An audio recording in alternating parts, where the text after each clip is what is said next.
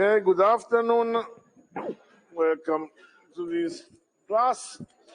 As usual, I start checking with somebody at home whether the record, whether you can hear in the virtual classroom.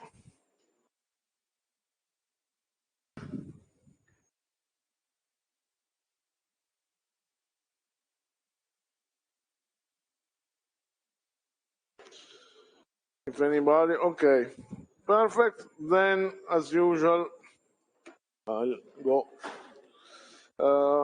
Wait, let me share the screen that I forgot. Okay, now you should also see the screen. Okay, so we can start. As you have seen, first of all, before we go back to our topic, I sent a message last week. The last laboratory class, it was almost empty, and that's something that I will not accept. So please follow the subdivision that you are given. If you don't, I will have to start checking your names and sending away people that are not meant to be in the corresponding slot.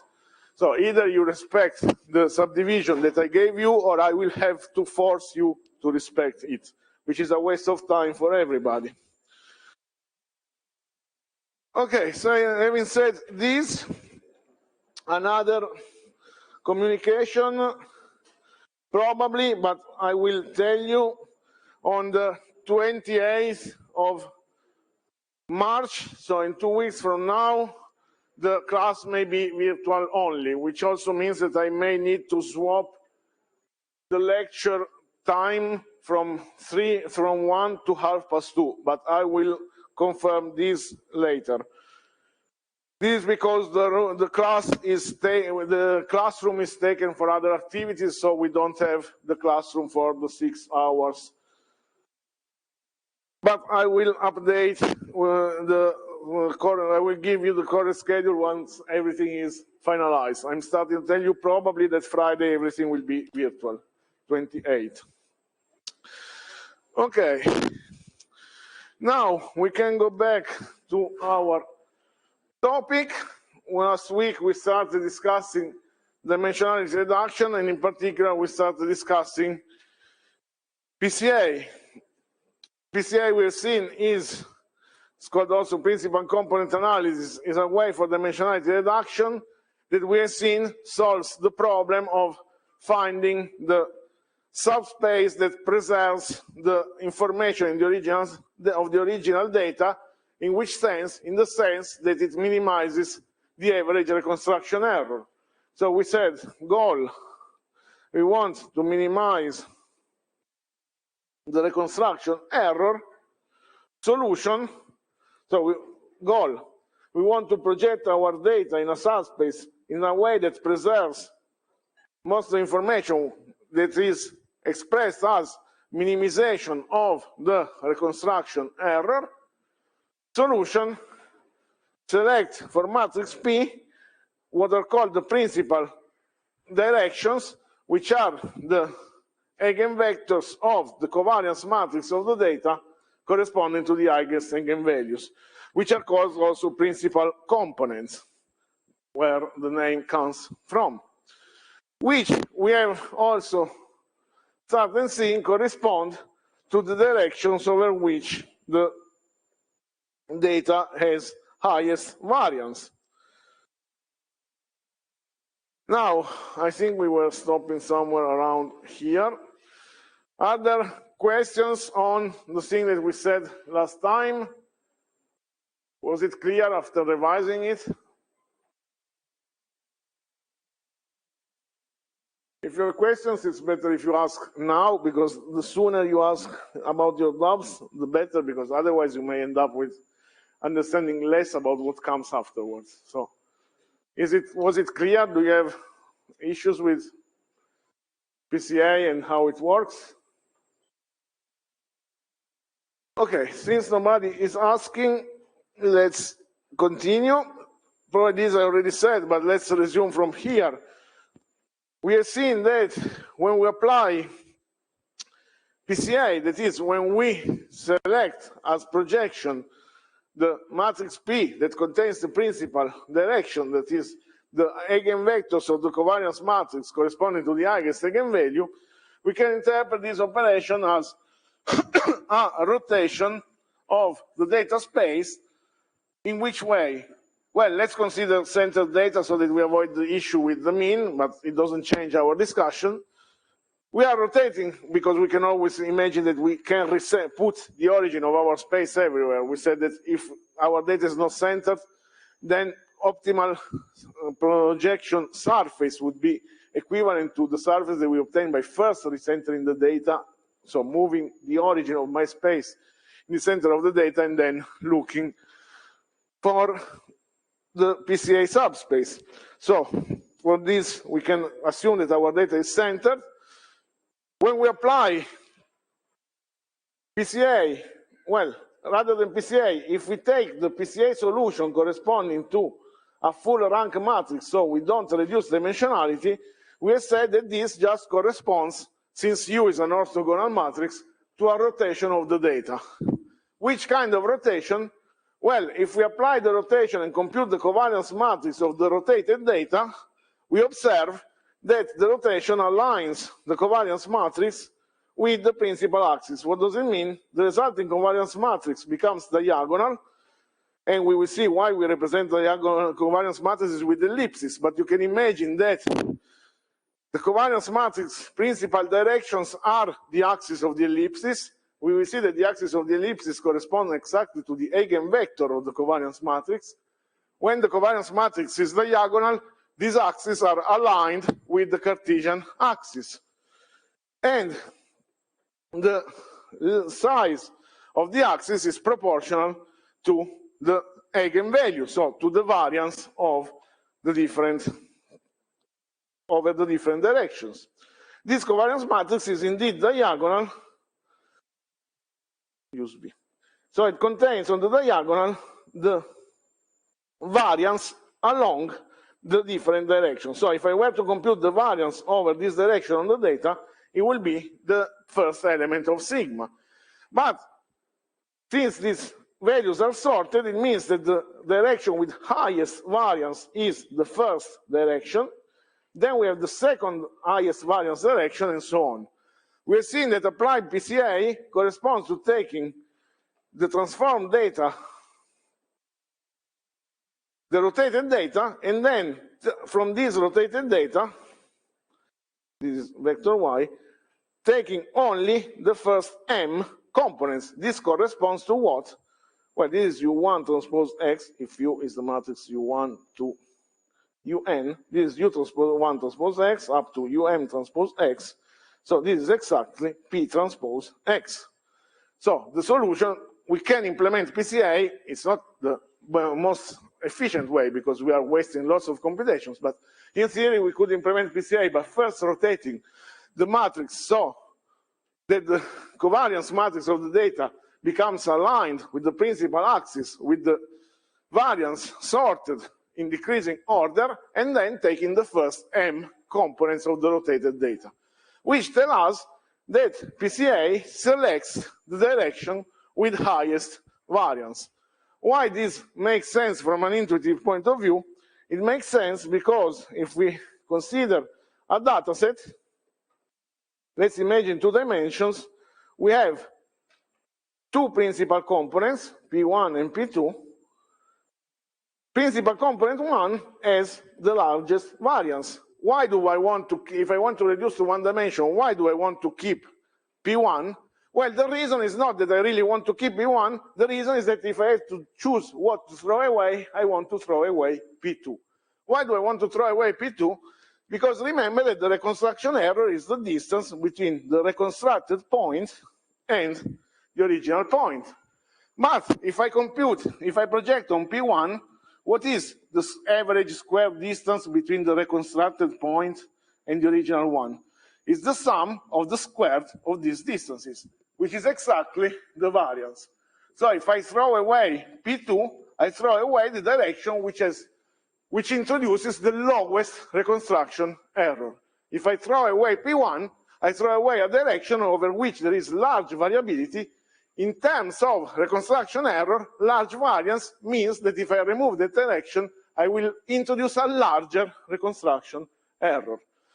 So you may find out that if you read online, PCA looks for the direction of highest variance. It's true that PCA finds the direction of highest variance, and indeed the principal components are the directions of highest variance because they correspond to the eigenvectors of the covariance matrix corresponding to the leading eigenvalues. But the reason why we want these directions is because for us the goal is to minimize the reconstruction error. So this is our objective. The solution is PCA is take the principal components which are the direction with the highest variance. So the highest variance is a consequence of what we want to achieve. Why is this important? Because for linear problems, finding the highest variance, we have shown that it's equivalent to minimizing the reconstruction error. If I want here to have a solution where my dimensionality reduction is non-linear, so for example, I go from x to a function of x, which may not be just a linear function, and then of course I need to define how to reconstruct my data, and I can again decide that I want to minimize the reconstruction error. So this is the dimensionality reduction step, and here we have the reconstruction step. Then I can decide to use a similar objective, but we don't, talking about variance of the projected data doesn't make sense anymore. So the goal here is reduce the dimensionality as to minimize the reconstruction error. For those who are from the 01 course, we will see a way to do this in a nonlinear way. For the others, if you want, you can come. If you don't, you will see it in other courses, how you can achieve similar kind of things. The important thing is, what is my goal? Reconstruction, I need to define for my task an objective, a method to measure what I want to achieve. In this case, I want to reduce dimensionality in a way to preserve information. So I need to define how I measure the information that is preserved. We decided to measure it in terms of average reconstruction error, where the reconstruction error is intended to be taken as Euclidean distance, and that leads to some solution.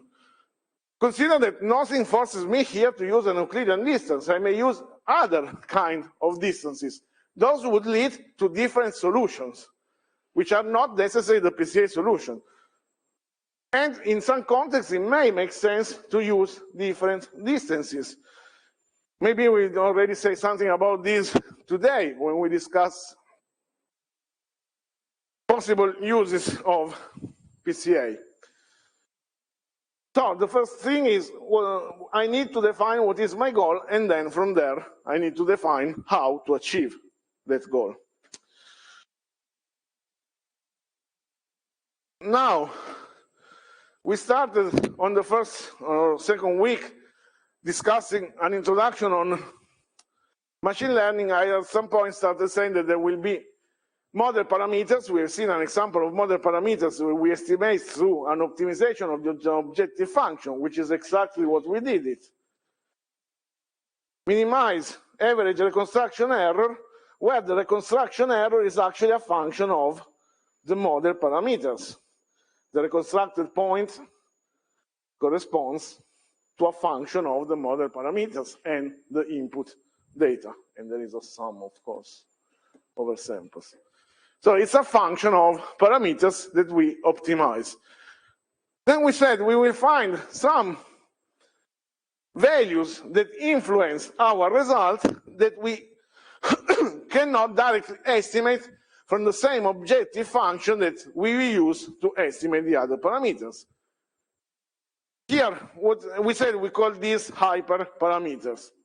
An example of this, the first that we find, is the number of dimensions m. Up to now, we said we have an n-dimensional space that we want to map to an m-dimensional space. But how do we select how big should be m?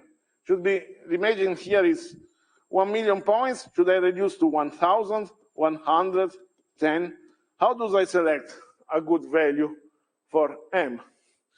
Now, this is something that I can't optimize in terms of my training set, of my objective function, because if I try to do something like this,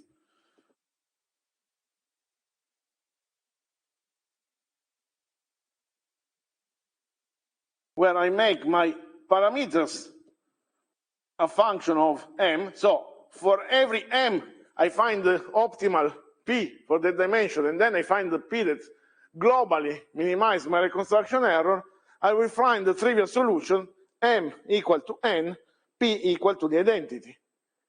The identity matrix doesn't change my point.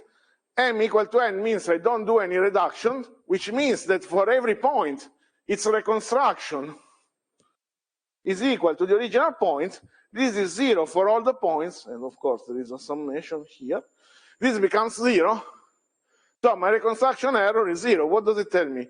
If I can optimize freely the number of dimensions, the minimum error is obtained by not doing any reduction. If I don't reduce the dimensionality of my space, I will not introduce any error.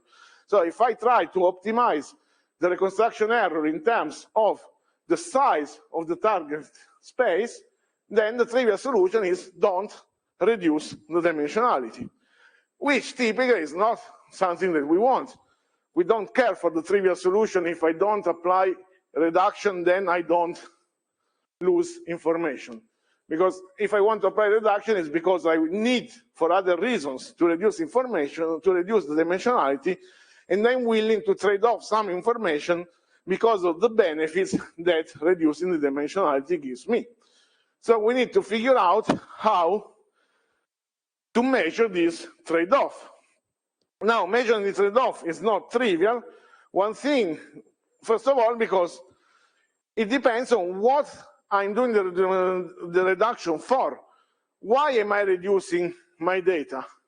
For what? For which task? Just by itself? Am I doing it as a pre-processing for a classification task? So it depends on what I really want to achieve. So why I'm doing dimensionality reduction, which is typically a step in a broader task.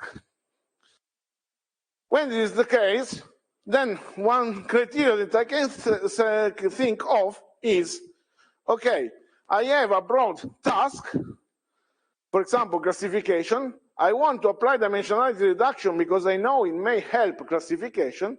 So I know how to build. Well, first I reduce my dimensionality, then I will train a classifier using the reduced data, and then I can evaluate. If I can evaluate this classifier, then I can try to figure out what is a good value for the size of y that acts as a good trade-off between y is small enough that it throws away information that is not really useful, while simplifying the work for C. So typically what I would observe is that if I reduce too much, let's imagine that I have a classification task and I count the number of, and I use dimensionality reduction to train a classifier, and then I have a way to measure how good the classifier is. And for example, I can measure the accuracy of my classifier, the number of times it gets things correct. I can imagine that if I go from dimensionality 1 to some value m here, I will get best results. Then if m is too large, I will see overfitting. We have discussed if I don't reduce enough, then I may see overfitting issues. If I reduce too much, I will get some, I will underfit because I will not extract enough information from my data. There will be a point where the classifier, where the dimensionality is optimal for the classifier that I'm using for that specific task. How can I find this m?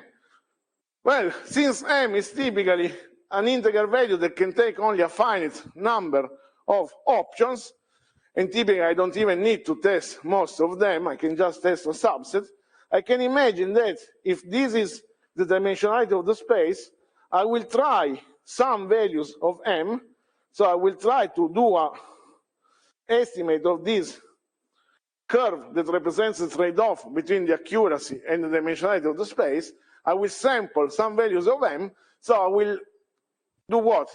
I will, for example, train PCA. Let's imagine input space is 100. Then I can try PCA to 10, PCA to 20, PCA to 50 dimensions. So reduce to 10, reduce to 20, reduce to 50. Then train my classifier on the 10-dimensional data and apply it to some set and measure the accuracy. The same for the other two options. The one that gives me the best accuracy is probably the best solution for this kind of classifier. That is, how do I select m? By running a simulation of my chain where I fix m, then I train the classifier and I evaluate the classifier, and then I will try different values of m and select the value that gives me the best answer. For this, I will need a dataset that is called the validation set that I will use for what? Well, here what I have to do. I have to learn the PCA m, so from the data I need to learn the m of the PCA, and then to learn also the classifier. So the data will be used to learn these parameters. We have said that if we want to evaluate the classifier, we cannot use the same data that was used to learn any of the stages that build up the classifier. So neither the data that was used for PCA, nor the data that was used to build the classifier. So I will need a validation set over which I will evaluate my classifier. This will be data that has not been seen by PCA or by the classifier itself, that I will use to compute some metric that tells me how good is the classifier on those data. Then I will repeat all this process with different values of m, and I will select the value of m that gives me the best solution over the validation data. Nothing that since it's optimal, this validation does not behave as a true unbiased evaluation set anymore. I am estimating something from this validation data. I am estimating m. From D, I'm estimating the PCA matrix P and whatever parameters the classifier will have. But from the validation data, I'm estimating the value of m. So when I see all these as a block, both the training data and the validation data will overall behave like a training data for the full set of parameters of my task, of my full pipeline. Internally, the validation and model training data, so D and the validation data, will take different roles during the development of my classifier. So the validation data is something that is, in all effect, training data. I use it to estimate some parameters of my final model, but inside, during the training stage, I use it as a sort of evaluation set to decide which options are best for those cases where it's non-trivial, where it's not easy to find a way, a theoretical sounded way to select the values of parameters. Nothing that I could use the same approach to estimate matrix P. I could try several values for matrix P, randomly taken values for matrix P, and then compute the accuracy when my classifier is trained using data reduced with that matrix P. Why I don't do that? Because the space of parameters for matrix P is huge. So by sampling randomly values of matrix P, I will not get a good coverage of what are possibly good values for the matrix. Typically, the hyperparameters are values that have a domain that is small. Here we have one parameter, while matrix P has a number of elements that is n times m, if I fix m. While the number m itself is a single hyperparameter. It's an integer value, so I can sample all its possible values, and I will get a finite number of experiments that I need to run. Theoretically, if I want to sample the whole space of matrix P in a mathematical way, these are continuous values, so I cannot even do it, because there are an infinite number of values that matrix P can take. Then, since we are running an algorithm, the number of values that I can use inside the machine is limited, because floating points are, in any case, discrete. But still, trying all possible values for P would be something that is unfeasible at all. So for P, we find a sounded theoretical approach to estimate it. For these parameters, where finding a good objective function is difficult, but the parameter itself is kind of trivial because it can take few values and it's reasonably simple to test different values of it, then we use an approach where we select it essentially by simulation. We simulate a system where we fix M, how well it would behave, and then select the M that gives us the best simulation results. Is it clear? Okay, now, typically, you don't see this done directly on M of PCA. That is, you can optimize directly for M. Typically, there are other heuristics that, again, work exactly in the same way, but estimate M in an indirect way. Typical way that is employed is, rather than directly trying different values of M, we can show that if we select a value of M, that can be interpreted as that will correspond to something that can be interpreted as amount of kept variance, or if you want, amount of thrown away variance. In which sense, remember that here I use sigma, but sigma is not a standard deviation. Sigma should be a variance here. We have seen that when we run PCA, essentially we keep the direction with the highest variance and we throw away the others. So if we sum the variance of the kept direction and divide by the number of total directions, we can imagine that this represents a sort of measure of how much information represented in terms of variance we are keeping. So rather than choosing directly, rather than saying I try M equal 10, M equal 20, M equal 30, typically what you find is I try to find values of M which correspond to keeping 90% of the variance, 95% of the variance, 99% of the variance, 99.5% of the variance, and so on. So rather than selecting the range of M's directly by saying, okay, all possible range of M go from 1 to N, and I pick some values, I say, okay, possible values of the variance that I take go from 0 to 100%. So I select reasonable values in this range, and then I check which M correspond to those values, and I test that M. Is it different? Well, it's not different from a theory point of view. We are just selecting random values of M which are more or less coarse. Typically, the observation is that typically in many problems, good ranges of values are, for M, correspond to these amounts of retained information. So these are values that are typically worth trying before the others. Why I say before? Because remember that we select M by simulation. Every time we want to add one run of M, so every time we decide that we want to test an additional point, we need to train an additional classifier and test it, which may take time.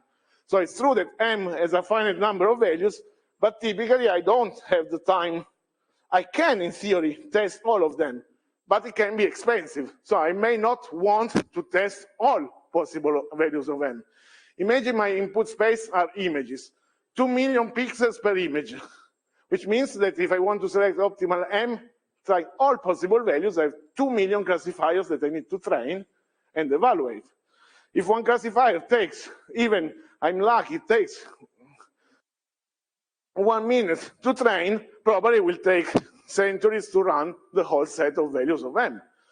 So I want to try a subset of M, possibly starting from subset that give me, maybe not the optimal, but something that is already good enough for my goals. And typically, this is achieved by, rather than trying values of M directly, by looking at the preserved variance and trying values for M which corresponds to reasonable values of the kept variance that are values in the range 90 to 99.9%. But again, these heuristics. Now, one thing that we didn't mention, and that is, I would say, ironic of the method, is that the method is used to reduce dimensionality, but if we apply it naively, as I said, so compute the covariance matrix and then compute its eigenvectors, we discover that the other method fails exactly when the input space is large. So when the input space is large, we are not able to compute the covariance matrix itself. Remember that the covariance matrix takes this form. So it's a matrix that contains what? It's a matrix that contains on the diagonal the variance, and on the elements outside the diagonal what are called the covariance of the different components. Which means that X is n-dimensional. What is the size of the covariance matrix? How many rows and how many columns will it have?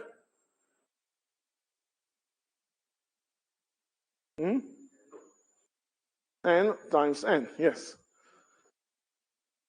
Remember that here I have the variance of the different components, so this diagonal must also be sized n, sorry. Which means that if n is 1 million components, then I need to compute a 1 million by 1 million matrix, which is 1,000 billions, float 4 bytes, that's 4 terabytes of memory just to compute the covariance matrix.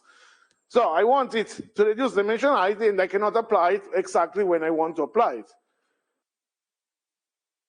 There are solutions for that. There are ways that compute, if I select that I want only m eigenvectors, are able to find the m eigenvectors without computing the full covariance matrix. Now, given the time that we have, we will not use them. For the laboratory, the standard approach is sufficient, so we will compute the covariance matrix and then compute its eigenvalues and eigenvectors. Now that in real life, that is not probably the approach that you can follow, but you will have to look for solutions that extract the eigenvectors without actually computing the full covariance matrix, because otherwise it would defeat the problem itself. Okay, questions?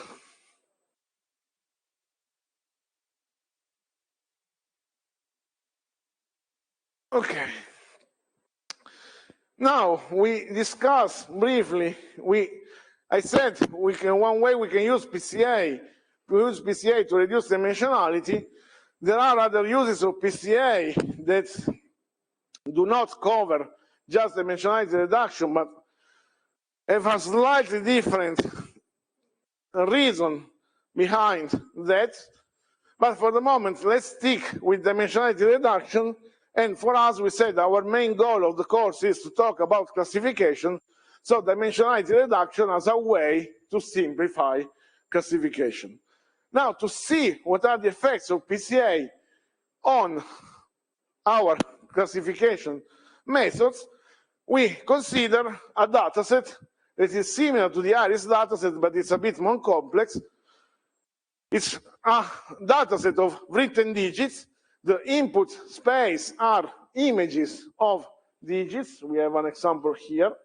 Each one of these corresponds to an input image. They are just drawn one after each other, but each red square would correspond to one sample. Each image corresponds to one digit. The task is to map each image to the actual value that is represented inside. So for the first image, first of all, I want to say these are zeros, these are ones, these are twos, and so on. So we need to recognize the digit. Now, some pre-processing has already been done, so we don't really care about the image processing part of the problem. We actually will not even extract features. What we use is the images as raw data. That is, each image is a 28 by 28 image. So we have 28 rows and 28 columns. These are grayscale, so these values here will be between 0 and 1, and now I don't remember if it's between 0 and 1 or, so between 0 and 1 if they represent white intensity, and between 0 and 255 is if they are represented as gray levels, but it's the same information, it's just a matter of how you scale the maximum value. Now don't remember if the original one represents the images as integers between 0 and 255, or as normalized intensities between 0 and 1. So but that doesn't matter for us. They are values that represent the intensity of the image. The scale of the value is irrelevant in this case. We have 60,000 images for training, and then 1,000 images that we can use for test that we will use to measure how good are our classifier if we were to apply them to unseen data. Now, this is a multi-class problem, so we can use it both as a multi-class test or, as we will see, for pairwise binary classification. In the latter case, we will consider pairs of digits, and the task will be saying, for example, if we consider pair 0 and 1, to decide whether the image is a 0 or a 1. So when we need to go to binary, we will consider pairs of digits. Now, here is what happens when I apply PCA to my data. In which sense? In the sense that with images we can visualize as image PCA results itself. What does it mean? It means that, remember that how we process our image. We take our image, we transform it into a vector. How? We take each column of the image and we stack these columns together. So this gives us a vector representation of the image. If you want, you can stack rows, it doesn't matter. It's just a permutation of the input. But these are our input samples, okay? Now, when we estimate PCA, what do? We find, let's see first this one. PCA to 10 dimensions is more interesting. We take our images, we represent them as vectors, our samples, and then we train PCA. So these are 28 by 28, which is something like 700. Is it written here? No. But if I remember by heart, it should be, no, 768 cannot because it ends by 4. Can somebody do quickly 28 by 28?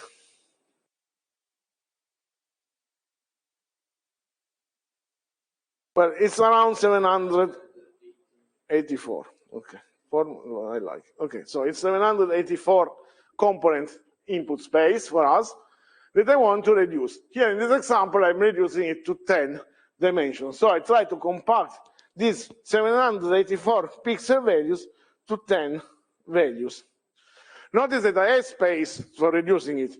If I take my pictures, you can see that essentially all pictures have a background that on its edges is white. So that means that there is no variance at all on the images in that direction, on the corresponding pixel. Which means that all those pixels I can just throw away because it doesn't matter the image, I know that it's white. So these are some kind of information that the PCA will use. Now, when I run PCA, what I obtain? I obtain 10 directions, which are themselves, or we call them P1 if we see them as solution, we call them U1 when we see them as column of the eigenvector decomposition of the covariance matrix, but these are the same things because in the end PCA is made up exactly of this. These are images that I can do what? Well, I can again take groups on 28 elements and restack them as an image, which allows me to visualize the direction, the projection direction as an image. Now, what am I seeing there? Well, remember, what does it mean to project a sample over a direction? I'm computing this operation, which is what? It's the scalar product, which is defined as what? Well, let's imagine that U1 is component, and from now on I will, when I have both sample indices and components, I will put the components in square brackets on top. So we know that this refers to the components, while this here refers to other information, in this case, the PCA direction that I'm using. When I'm doing this, what am I getting? I'm projecting on the first component direction, which means that I take all the components of vector u, all the components of vector x, I multiply them together element by element, and then I sum. So I take x, imagine that I have my u here on the side, I do element-wise multiplication of these vectors, and then I sum like this. If I represent this as a matrix, can I obtain the same result as a matrix and U1 as a matrix? Well, I can, as long as I keep multiplying element-wise these two matrices, and then I sum all the values, I get exactly the same result. So if I take X matrix and U1 as a matrix, I sum them element by element, and then I sum together all the results, what do I get? This by this, which in the original vector representation was X as a vector and U1 as a vector, was the multiplication of these two. Then I get this times this, which corresponded to this times this. Then for the green one, this will correspond to the product of these two together. Then if I go to the second row, what do I have? This times this corresponds to the element multiplication of these elements in the vector version of the sample. So if I do all these element-wise multiplication, so I represent these as matrices, and I define the scalar product between matrices, which is nothing else than the same thing between vectors, but generalized to matrices, then I get the same results. The scalar product between matrices is what? I do element-wise multiplication of all the elements of a matrix, and then I sum all the results together. The same as vectors, just on the matrices. The way I arrange my samples, whether I represent them as stacked columns or as a matrices, I get always the same result. The scalar product is the same. Actually, to be precise, if X is a matrix and U is a matrix, then the vector version, we will call them vectorized version of U and vectorized version of X. Or better, let's not use X and Y here. A and B, if A are matrices and B are matrices, the operator that stacks the columns of the matrix is called vec.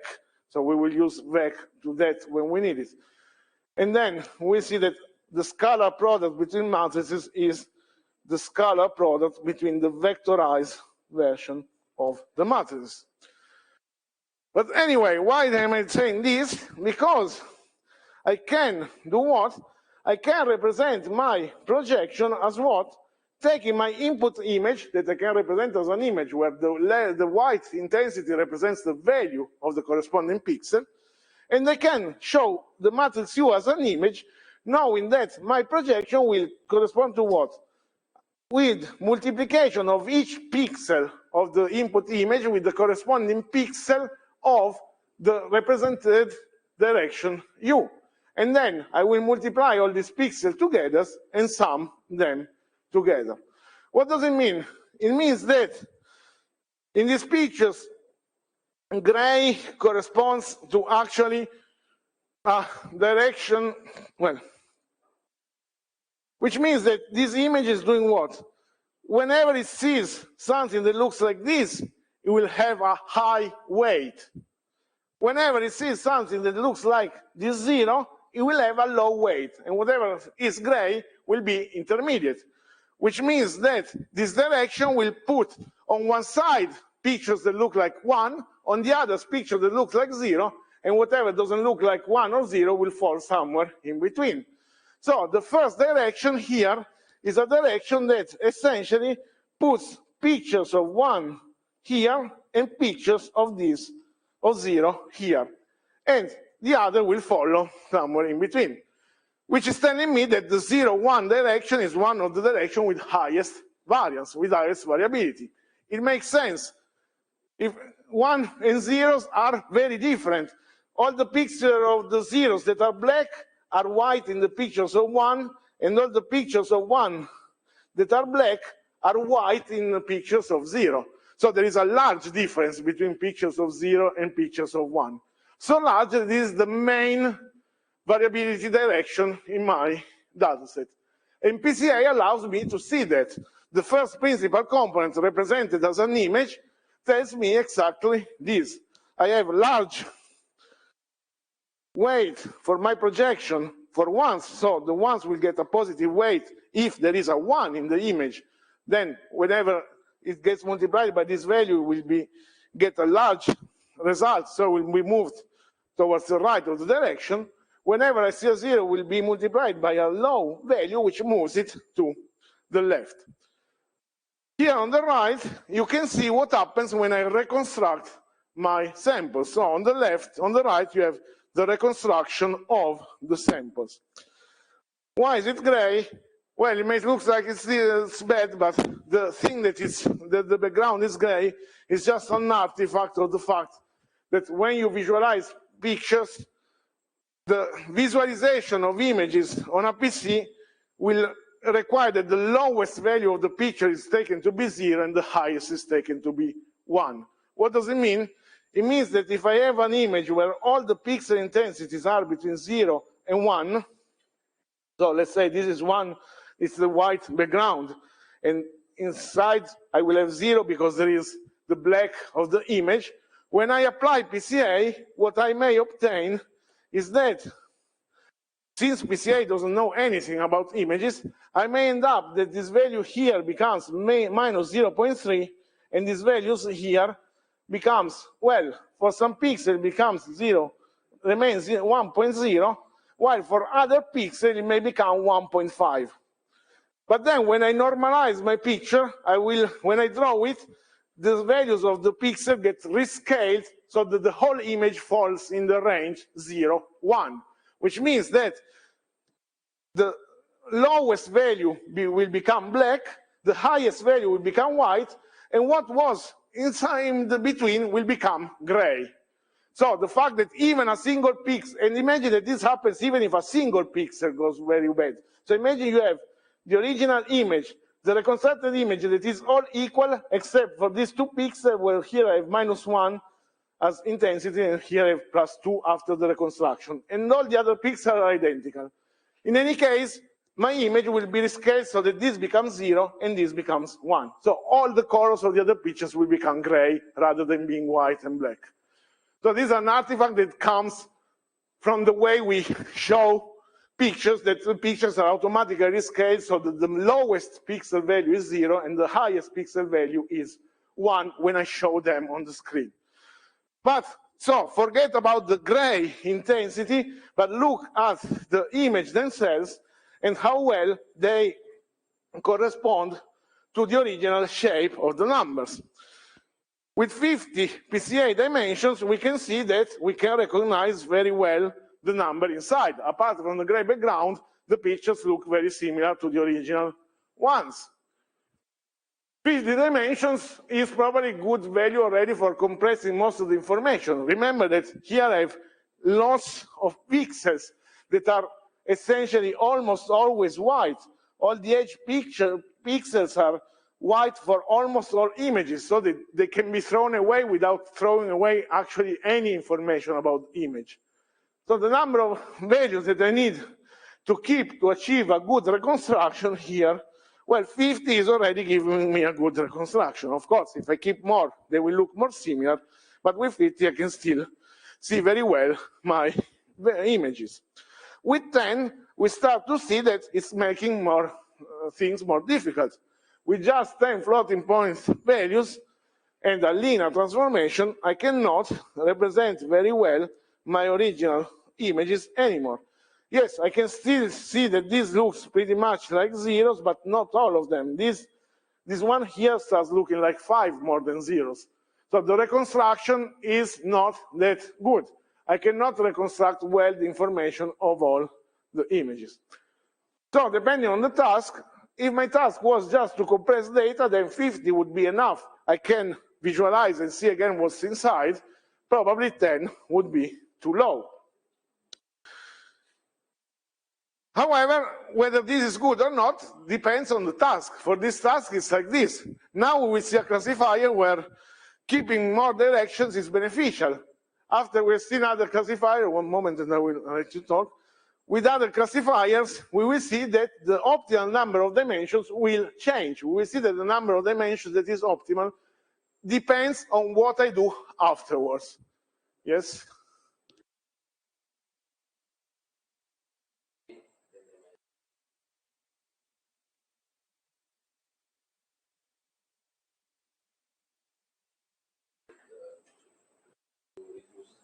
Yes.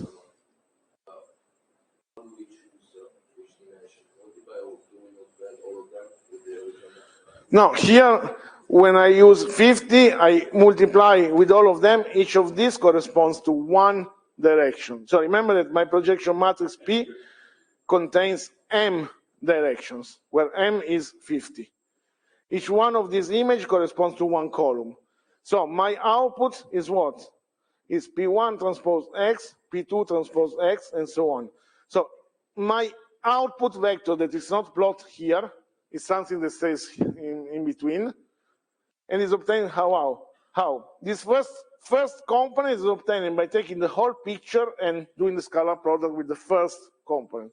Then the second element of Y is obtained by still taking the same image, but this time the scalar product is against the second matrix. Then the third component is image against the third matrix U.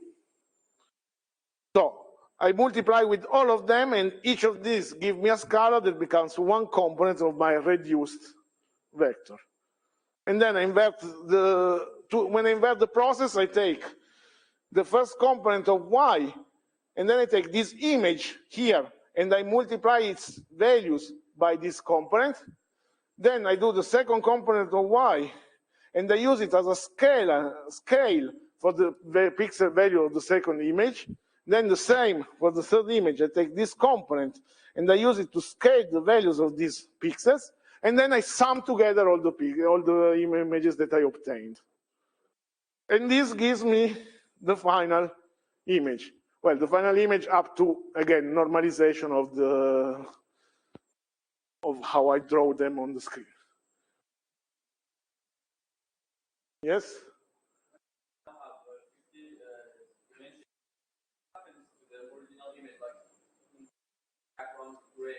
Yes.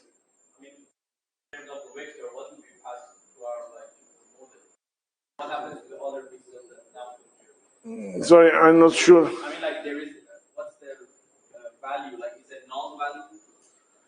No. The values are neither. So in terms of value, you don't see it here, but in terms of value, you can imagine that you have your image here. There will be something like 0, 0, 0, 0 up to some point. Then I will find some ones that are the pixel that corresponds to where it's black. Then 0, 0, or actually the opposite. Let's use 1 for white and 0 for black. So I will have lots of ones, then some zeros, then again lots of ones, then some other zeros, lots of ones, then some other zeros. These are the original image.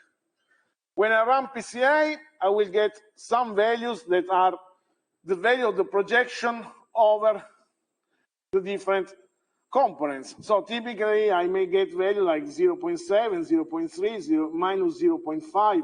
This depends on the value of the projection. It depends on the direction that I selected.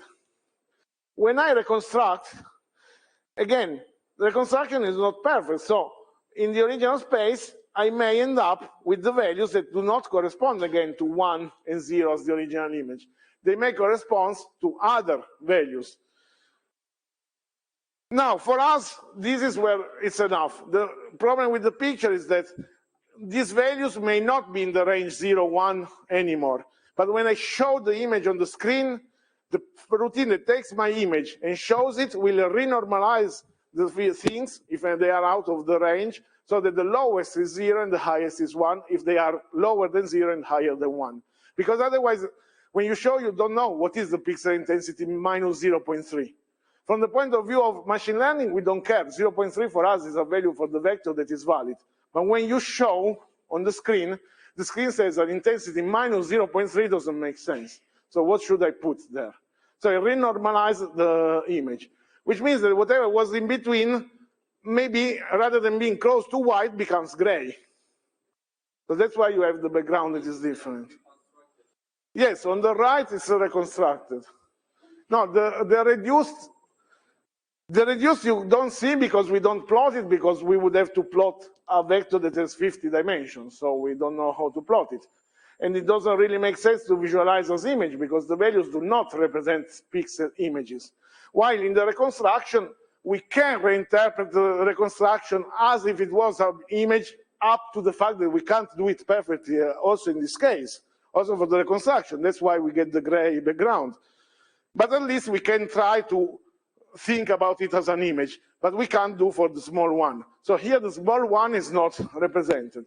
What you have here is X, reconstructed X, and this goes through Y, here through U transpose. Well, the first 50 components of U transpose, and then of course here the 50 components of U, or if you prefer, P transpose and P, because P is the first 50 components of matrix U. Here you have, yes, here I should have called it P, not U, but if we use the same notation as the previous slides. But let's say this is the matrix that performs the PCA reduction. These are 50 components. And then we reconstruct them in 700, what was it, 84, that we rearrange as an image, and we have the reconstruction. Okay, clear? Other questions? Okay, and in this case, Y here is 10 dimensional, because we have 10 values. Notice that these 10 here correspond exactly to the first 10 here, which should be 1, 2, 3. So the 10 images you have in the next slide correspond exactly to these 10, because we're seeing that the PCA, the more I take, means to take more components, but the initial one are the same. If I take 50, the first 10 are the 10 that correspond to the 10 highest eigenvalues, which are also the components I would take if I take just 10 components. So actually, these are the components of the PCA if I were to select 10 as values for M. And of course, these are the components if I were to select M equal to 20 and so on. Here we'll get, if I select M equal to 30, M equal to 40, I will get this, up to M equal to 50, where I get all of them. So each value of M is a subset of the components of the largest values of M. Okay, now let's try to use this, then we make a break, to make classification. How? Well, we still didn't discuss any way to classify our samples, so we will use now what I hope is a very simple, in the sense that it's intuitive way of classifying things, which is also quite bad, so we'll never use this classifier as a real classifier like this, but that's a classifier that we can use to start to see what happens when we apply PCA as upper processing. Again, remember that what we discover here applies to this specific classifier.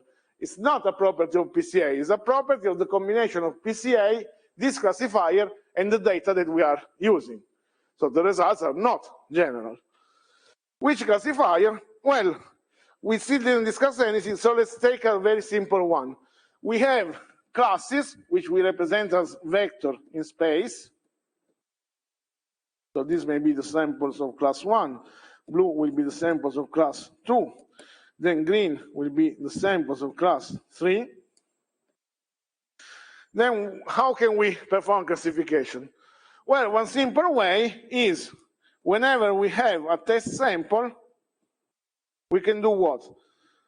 We have a test sample, we compute how far it is from the mean of each class, and we select the class that is closest. So let's make a plot where the classes are a bit farther so you can visualize better what is the idea. I have my 3 classes. I have a sample that is here. This sample is closer to the red class. In which sense? In the sense that I can say it's closer because it's closer to the mean of the green class. So I will say this sample belongs to the red, sorry. This sample is closer to the red class because it's close to the mean of the red sample and it's far from the means of the other classes.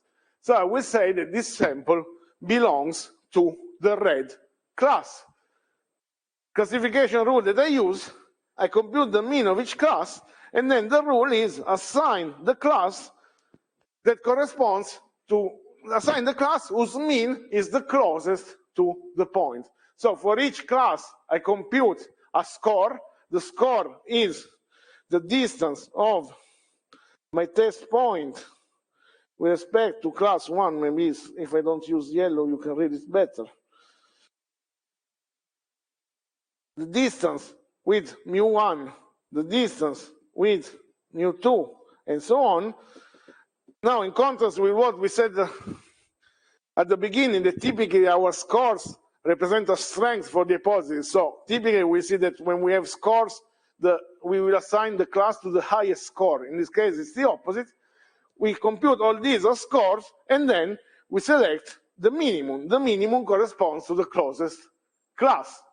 So in this case, we can interpret as we build a set of scores with the notion that the lowest the score, the stronger our idea that the point belongs to that class. Again, this is something specific to this classifier that we will never use. Typically, the interpretation that we will give to the vector of scores will be higher score favors a class. Here it's lowest scores favor a class, but it doesn't really change. It's just a matter, if you want to have higher score, you just put a minus in front of all of these values, and then the highest value will be the one that corresponds to the class that I choose. So let's not lose time on these details that do not really matter. So compute for all the classes this value, and then select the class which corresponds to the minimum. Is it clear how we classify here? Okay. Now, let's see what happens when we change the value of PCA number m, PCA value m. Notice that here we do something that we shouldn't do, in the sense that we are mixing the role of the MNIST evaluation and validation set. So here we are using the evaluation set to decide, to see how things change in terms of m. So if I were to use this to select the optimal m, I should actually use a real validation set, or decide that the evaluation set that I'm using now is validation, but then I cannot use it to infer directly how good my model will be on new data. But for simplicity, here we forget about this, and we simply analyze how the results on the evaluation change as we change the value of m. Now, if I don't use PCA, I get a, here is error rate of 18%. Error rate is what? Is how many times I get the label wrong. So for each of the samples in my evaluation set, but in theory, this process I should do with a real validation. But in any case, for each sample in the set that I use to compute my metric, I assign the label, then I count how many times the label is wrong. I have the original label, the actual label of the classes. I count how many times I'm wrong. That's called error rate, which we will see is also a quite bad way to measure the accuracy in many cases for many reasons, but we need 2 months before we get there. So for the moment, we use accuracy, error rate, which is the opposite of accuracy. Accuracy is the number of times I'm correct. So accuracy measures how many times I get the label right. Error rate measures how many times I got the label wrong. And we see how this value changes when I change the value of m. Now, what does it tell me? It tells me that for this task, if I use this classifier, then most directions can be safely removed. From keeping everything to going to 100, I don't see any real change in the result. By real, I mean any statistically significant. The difference is very small, which means that it may even just be due to the issue that I have a limited number of samples that I measure the error on. So the number of absolute errors that I make more with 100 dimensions is very small.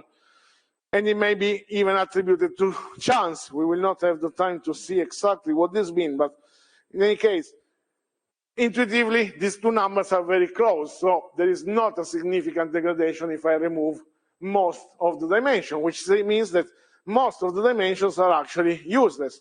Even with 50, I still get something very close. So if I remove 90% of the directions or even more, I don't see a significant degradation in the results. I still get pretty much the same results. So the information there was very small in terms of information that can be exploited by the classifier that I'm using. I see that if I reduce too much, here I get what is called underfitting. I'm throwing away too much information. The directions that I'm keeping are not sufficiently good to perform classification anymore. Notice that this is not an underfitting of the classifier itself, because the classifier does what it can with what the PCA provides. It's an underfitting of the system seen as a whole, PCA plus. So dimensionality reduction plus classifier. I'm throwing away too much information, so I'm not modeling the information that I needed to model in a correct way. I'm not even sure whether this you would actually call underfitting, because we will see that if you find 9 directions in a proper way, you can get much better results. But it's similar to what you obtain with underfitting. If you see it from the point of view PCA, it's underfitting. If you say it from the point of view dimensionality reduction overall, I would not call it underfitting probably. But again, this is something that is probably going too much into philosophical issues. So let's avoid that. In any case, important thing, I can remove most of the directions for this classifier. It doesn't matter. If I remove too much, I start getting a degradation of results. Questions? We see that these things will change with other methods to reduce dimensionality, will change when we change classifier. So this holds for the moment. If there are no questions, let's make 10 minutes break now.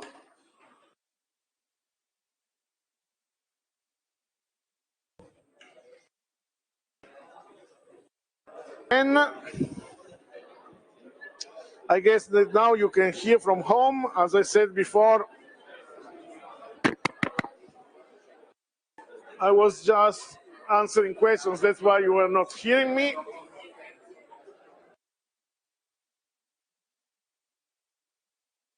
Okay, let's start. Let's just check. Now can you hear from home, please? Somebody can answer. Okay, so it's good. As I said, you were not hearing because I was not doing the lecture. Now we resume the lecture. Now, as we said before, whether PCA is good or not depends on our task. We have seen that for the Euclidean classifier, for example, PCA was not very effective in the sense that, yes, if I factor out that these models are less expensive, then maybe I would still like to reduce the dimensionality. But in any case, the best performance here were obtained without PCA.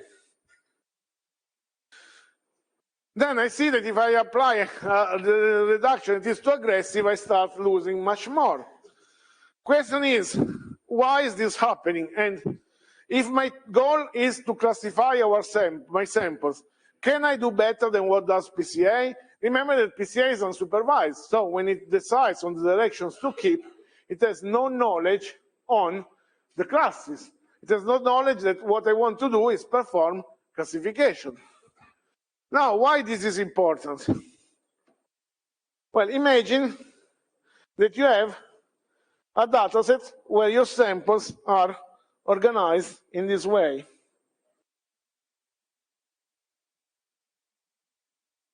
What is the principal directions in this data set? Remember that for PCA, this is a single data set. So here I was drawing the sample of two classes.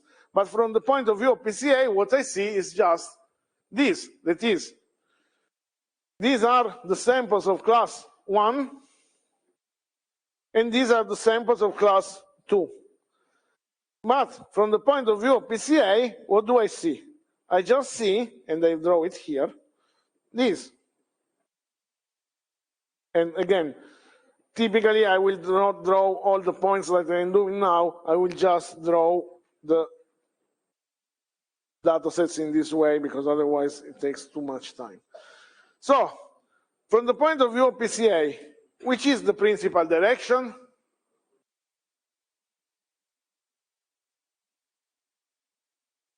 Yes, vertical line. This is, I should draw it here, but this is P1, the first principal direction. So if I want to project to one direction, let's do it here. I would project where? Over this direction. What happens to the sample projected over that direction? Let's draw this axis horizontally. So let's draw that axis here. The sample of class, and here is the origin. Where are the samples of the red class projected?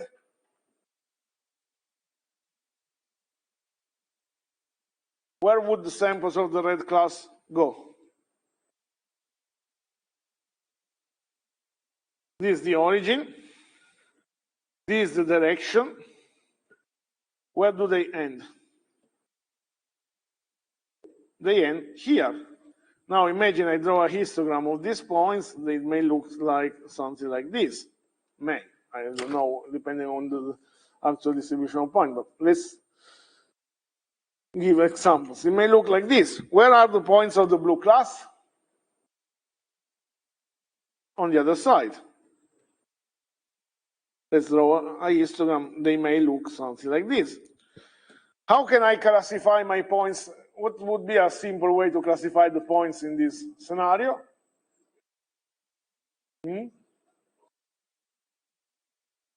Whatever is here, red. Whatever is here, blue. I solved my classification problem. Now let's imagine that I do something a bit strange. I scale my dataset. In which way? Here I didn't put value, but let's imagine that originally these were the values of the features. So all the features were between 0 and 1. Now I take my point and I do what? Well, the first component, I scale it by 100. What happens when I plot them?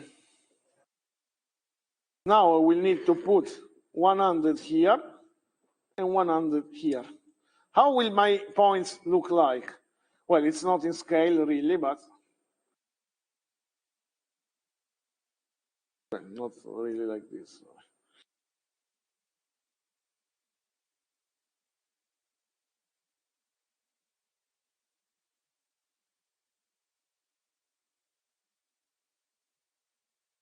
Okay, so these, let's make 10, because otherwise I cannot make the plot nice.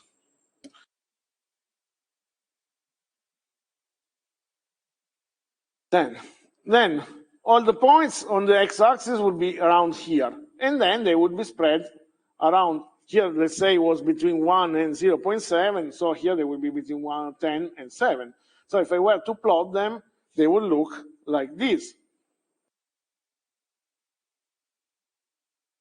Now imagine that I exacerbate this even more.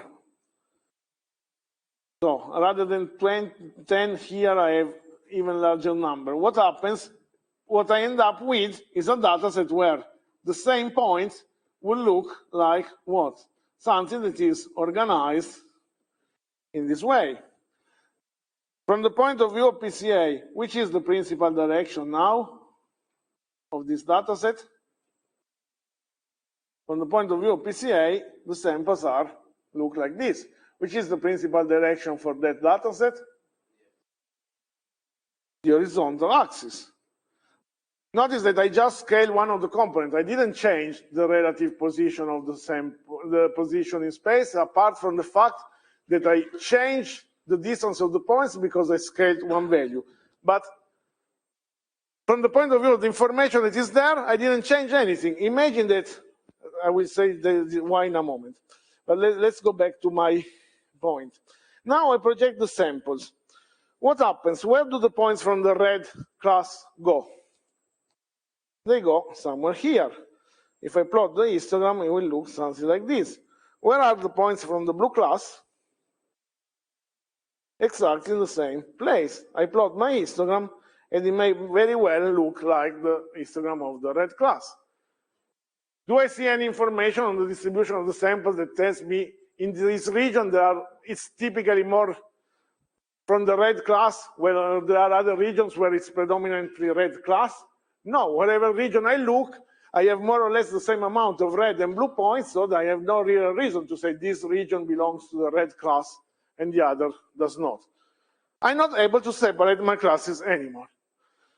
So PCA depends on the scale of the input. Why is this important?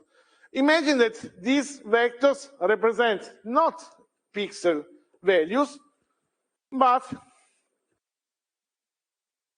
represent height of people. So I collected measurements from people and I measure the height. One of the features is the height. Maybe let's make 108. Is this information different for the component, for the first component of that feature vector? If the first component is the height of a person, 1.8 meter and 180 centimeters, am I giving you any difference in the information? But when I represent it in my machine, I have no way. I'm not saying whether these are centimeter or meter. I'm putting just the raw number in my algorithm. For the point of view of Euclidean distance, there is no notion of unit of measurement. For other things, we will see that we can associate, well, we will not see, but we could, in theory, keep in mind that these are physical quantities with a unit of measurement, and indeed, we will see algorithms where this wouldn't matter because they are insensitive to scaling, and therefore they are acting as if they were taking account of the unit of measurement implicitly. But for PCA, my points are just sample in space, and I compare samples in terms of Euclidean distance. So I treat these as if they were raw numbers. So the results of my PCA do not depend on the information in my vector, but just on the way I represented that information in my dataset. If I represent it, why is this important? Because maybe the other is the weight of the person. Euclidean distance is doing what? It's using this as if it was pure numbers. From the point of view of physics, it's like I'm mixing kilograms and meters, which doesn't make sense. That's why it doesn't make sense, because when I'm using Euclidean distance to measure the distance of two feature vectors, if one feature represents an height and the other represents a weight, then I'm mixing together kilograms and meters, which physically doesn't make any sense. From the point of view of machine learning, we will do it all the time. Typically, we will do these kind of things. Why we do these kind of things? Because typically we want to mix up this kind of information to take roots like, well, imagine roots that say, if somebody is taller than 180 and he weighs more than 90, then he belongs to some class or something else. Typical example that we will see is, we will do a gender classification that looks at the height of people to say whether a people is more likely to be male or female. Typically in the different populations, males tend to be taller, and we will see that this we can use it in several ways, and we'll see how, where it also fails, to say whether somebody is taller or shorter. The problem is, how I define my feature depends on the unit of measure that I use. PCA is sensitive to this kind of problems. How can I afford deal with this? Well, first of all, This allows us to say PCA may not lead to the optimal classification rule because we have seen that the same dataset with different scalings, in one case PCA was finding good classification rule, in the other was finding the worst direction to project. And to this we will deal with in a moment by saying, okay, let's look for another criteria to select our direction that it takes into account classes. However, we still have the problem of how to deal with a dataset that has heterogeneous physical quantities. One possible way is to normalize our quantities in such a way that our feature vector does not represent a unit of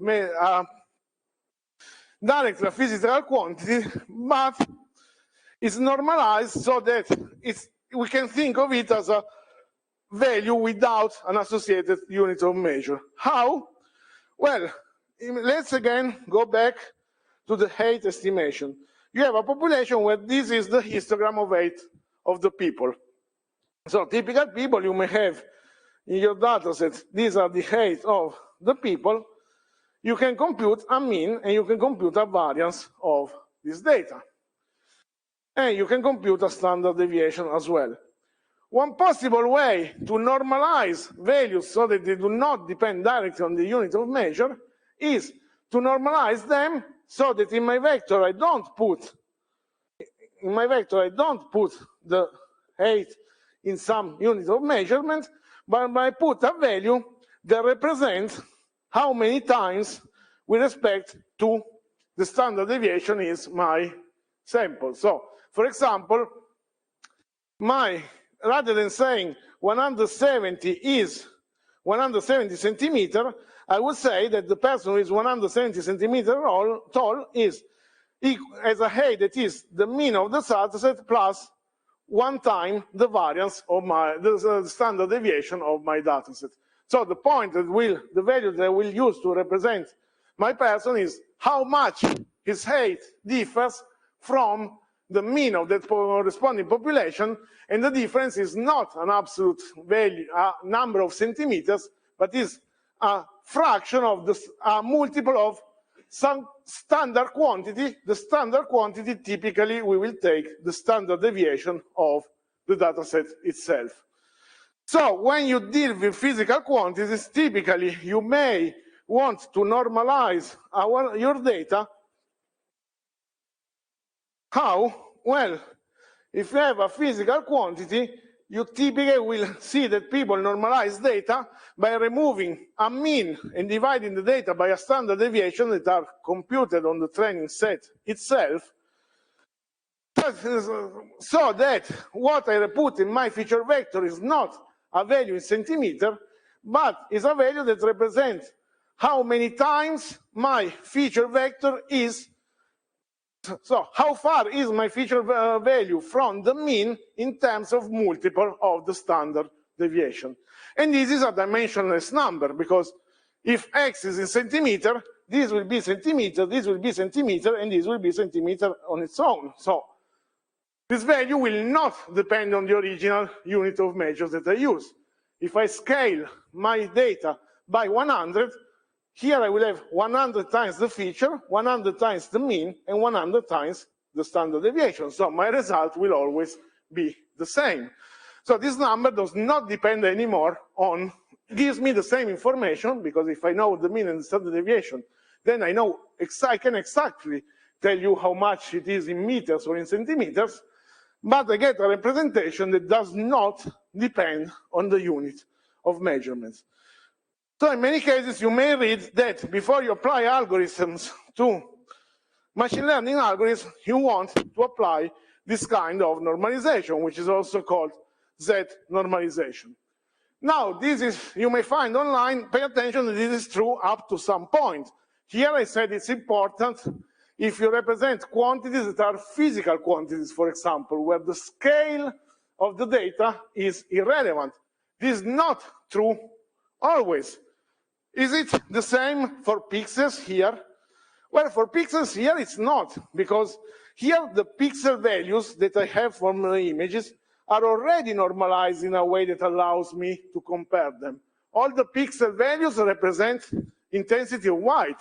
here, the dynamic range of the feature values, so the standard deviation of a feature, tells me how much that feature is actually changing from a visual point of view. Low standard deviation here doesn't mean that I'm using a representation that is scaled down of my vectors. A low standard deviation here tells me that that's a pixel that will not visually change when I look at the images. If I have a pixel whose value is some mean plus some mean, and the standard deviation is very close, it means that for all images, that pixel will look almost the same visually. So in that case, I don't want to throw away that information. I don't want to renormalize my pixel values so that the standard deviation becomes the same. Remember that when I do this kind of operation, when I normalize my features, after normalization, the standard deviation of the normalized samples is 1, because I divide by the standard deviation, so the standard deviation of the normalized samples becomes 1. This makes sense if I have physical quantities. For data set like this, it would do what? It would amplify differences that are visually irrelevant. But here, the fact that a pixel doesn't change is important. If a pixel doesn't change, it means that it's important because all pixels, all images with the same number typically have pixels that don't change on that direction. So the standard deviation here is important, and probably in this case, you don't want to run this kind of normalizations. What is this to say? This is to say that pay attention to what you're doing. PCA is doing dimensionality reduction. When can I use it? Well, in this case, it may make sense. When I work with physical quantities, I may have to pay attention because the scale of the input feature there is irrelevant, but PCA is not scale insensitive.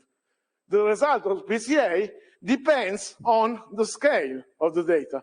That is, PCA is not invariant to linear transformation of my dataset. If I apply a generic linear transformation to my dataset, the result of PCA is not the linear transformed version of the original result, but it's something that may be completely different. For these reasons, sometimes it may be worth to apply a specific preprocessing before PCA, but I need to know why I'm applying that, and I need to know what are the consequences. If I standardize my features so that the variance is 1 for all directions, then I'm not finding the directions that preserve most of the information in the Euclidean sense. I'm finding directions over which, and I'm not going to prove it, there is strong correlation between different features. So pay attention that when you see PCA applied online, you read, you have to standardize your vectors. Pay attention that if you standardize your vector, you're not really doing PCA as a dimensionality reduction, as we have seen before, but you're actually using PCA as a way to remove those directions where, to keep directions that matter and remove directions that bring low amount of information because they are correlated with other directions that you keep. What does it mean? It means that if the standard deviation is 1, then in situations like this, PCA will find directions over which different components of my picture vector have a strong correlation and throw away directions where the correlation is small.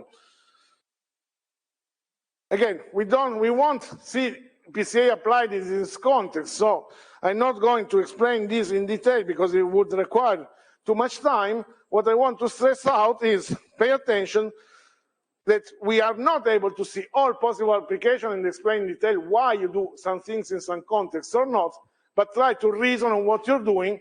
In this case, remember why we are doing PCA here for dimensionality reduction. What does it mean to keep direction of large variance? In the case of MNIST, it makes sense because the variance is a characteristic that is important for the task it is connected to the visual difference of the images. If this was a task where these are physical quantities, then the scale of the feature is irrelevant.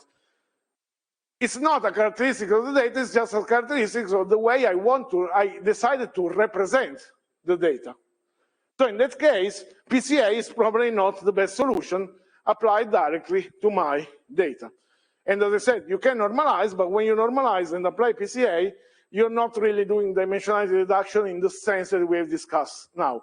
You're doing something slightly different that we will not discuss because we don't have time, which still makes sense, but if you have interest, you will need to do it. You go back to your books that you have, that I gave you, and you try to figure out whether what you're doing is important for your task or not. Fortunately, to do this kind of detail, we would need 3 times the amount of hours that we have. So unfortunately, we can't. We can't also because I want to finish the other part of dimensionality reduction, how to deal with the problem that our directions were not good for classification just because of a linear transformation of our data. Now, if our goal is to classify, then we may do better if we take that into account while doing dimensionality reduction. We have seen that if data is oriented in this way, PCA will fail. While if data is oriented in this way, PCA will do good. Can we find some other criterion that leads us to always select a good strategy? Well, in most cases, we say that this would be the correct answer, project over the vertical line. So as a first idea, we may think that, okay, the vertical line looks like also the line that connects the mean of the 2 classes, so maybe taking into account the mean, I'm already taking into account the fact that I have classes, maybe that's already a good direction. And indeed, we will see that it's not that bad under some conditions. But we can do better. So in both these cases, if I were to select the mean of the 2 classes, I would in any case do better than with PCA. So in both these 2 cases, I would gain something. Now, why the mean is not sufficient? The mean is not sufficient because looking just at the mean doesn't tell me everything about my problem. Let's now consider this case. What is the direction that connects the mean of the 2 classes? Now it's neither the horizontal nor the vertical line, but it is a vector like this. Let me show it as a vector. It has a component on the x-axis and a component on the y-axis, okay? A vector, you can always decompose it as the sum of vectors aligned on the different axes. Is this good or not? Well, it's probably better than PCA. PCA would probably find something like this. Something like this would mean that I have here the red class and here the blue class. Quite bad. This line, is it better? Well, let's see. If I have a line like this, where would my point end up? Here I would have red points, and here I would have blue points. See some overlap, probably less than with PCA, so probably I will do still better than PCA also in this case. But is this enough? Well, maybe for me it's enough, but I can, if I look at my data, again, what happens if I use vertical line only? If I use the vertical line only, red points, blue points. Again, I won't do much better. So can we figure out, probably not, it's not that easy to figure out, indeed it took people years to figure this out, but how can we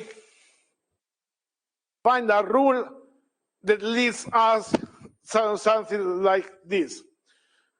Well, the mean is not sufficient. Why it's not sufficient? Let's look at what happens on these 2, the green and the yellow direction. Well, first of all, the green direction, so the PCA direction, we rule it out. The green direction is the line that connects the two mean. What property it has? It has the property that this is the line over which the class mean are farther away. So if I measure the distance between the class mean over this line, it will be much larger than the same direction distance measured over other lines. Let's draw also the PCA. On PCA, I would have red mean projected here. So red mean would be projected here. Blue mean would be projected here. This is the distance of the means of the two classes. Over the line that connects the class mean, I have the maximum distance between the means. Over this yellow line, I have again a small distance between the two class means. I can imagine that, why do I select this? I was selecting this. Well, I can imagine that if the distance between the class mean is large, that may look like a good thing. If the class means are far, then I hold that the class points are also far. But the class mean does not tell me the whole story. The class mean may be far, much farther than on the yellow line. But let's look at how the points, so I redraw them here. Let's look at how the points are distributed along the class means for these two directions. For the two directions we have, for the yellow one, the class means are farther. So these are the three solutions: PCA, class mean direction, and we will see this is sort of LDA. We will see what it is in a moment, but it's the vertical line or almost. Now, for the first case, we have here the mean of the class, but if we were to plot a histogram, it would look something like this. So we see that there is, on average, a large spread around the class of the means of the class. The same for the blue class. There is a large spread. Over the green line, what do we have? The class are farther away, and the spread will look smaller. It would probably look smaller because on this direction we have lower variance for our data for both classes. So the spread of the sample projected on the green line would be smaller. What does it mean? It means that if I have histograms that look like bell shapes, they will be more or less more concentrated near the corresponding class mean. So the green line is better than the red. Why? The classes are farther away, and the sample of each class are more close to the corresponding mean. But then what happens to the yellow line? In the yellow line, my class becomes again closer. But if I look at the spread over the yellow line, the spread reduces much more than over the green line. So it's true that on the yellow line, my means are closer, but also the points are much more concentrated around the class mean. So it doesn't matter that the means are close.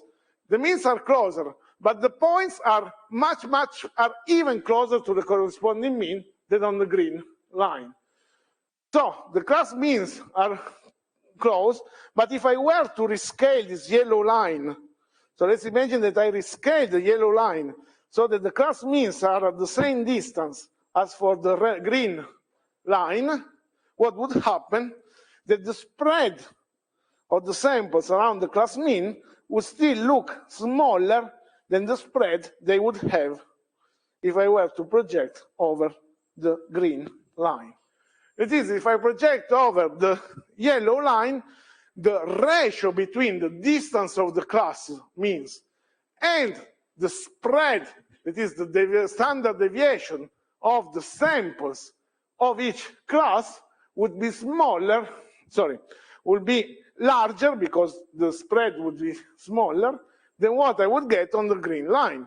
If I were to measure for yellow the distance between the mean divided by, now I write it in a way that, let's use the square, by the variance, and let's use the average variance for the moment, we will see that this works if they have the same amount of samples. Otherwise, this is not exactly what we optimize, but the variance represents the spread in some way. It's the square of the standard deviation.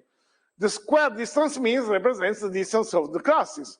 If I were to compute this for the yellow line and for the green line, the yellow line is a lower distance of the lower numerator, but the denominator is much even lower. So the overall ratio is higher, which means that if I rescale my direction so that the class mean becomes the same, they are spread less around the class mean. Or, if you want, the opposite that we will see is a way to implement LDA actually. If I rescale the spread, so this is the situation for the two directions. If I, rather than rescaling the mean of the yellow line, I rescale the spread so that the spread is the same size as on the green line, I would end up that this rescaling would bring my means farther away. So in the case that I have rescaled my data so that the spread around each class is the same, that would result in a direction where the corresponding class mean would be farther away. So what matters is the ratio between how far are the mean of the classes with respect to how spread are the samples inside each class. If let's normalize each direction so that the spread is the same, if I consider the normalized version of the directions so that the spread is the same, the direction which I would select is the one where the class means are farther. If the spread is the same, I would select those classes that are farther. I will not do it directly in the sense that how do I achieve this? Well, I consider the ratio between the projected class mean distance and the spread of the points around each corresponding class mean, which is measured in terms of variance. Questions? Is it clear what we are trying to do and why? I see many people talking about this. Do you have questions? Or you managed to?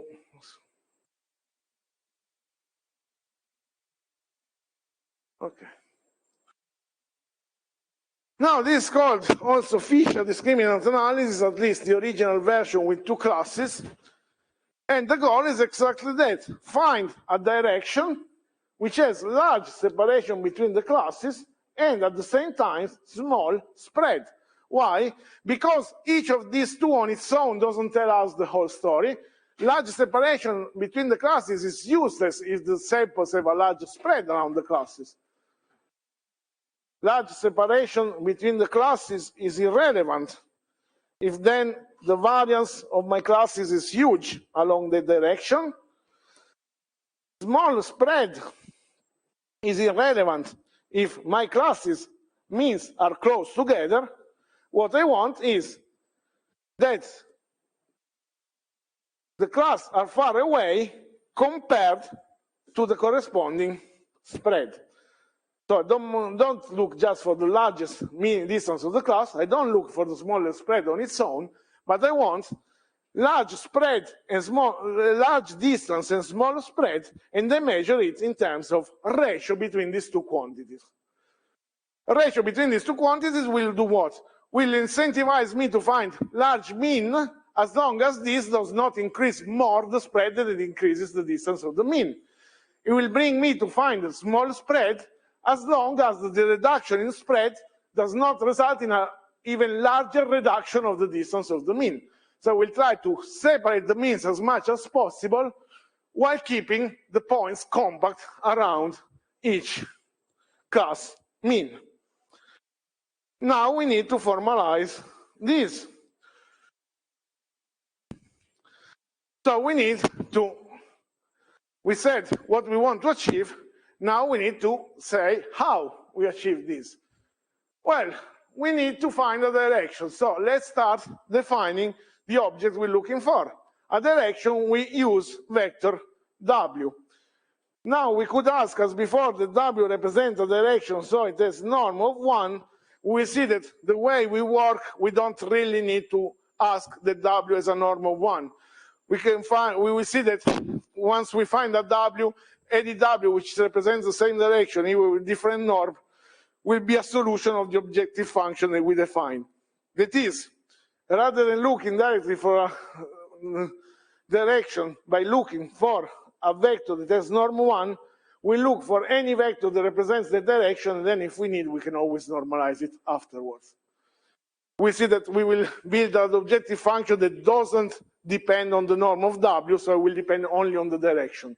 So any value for the norm of W except 0 will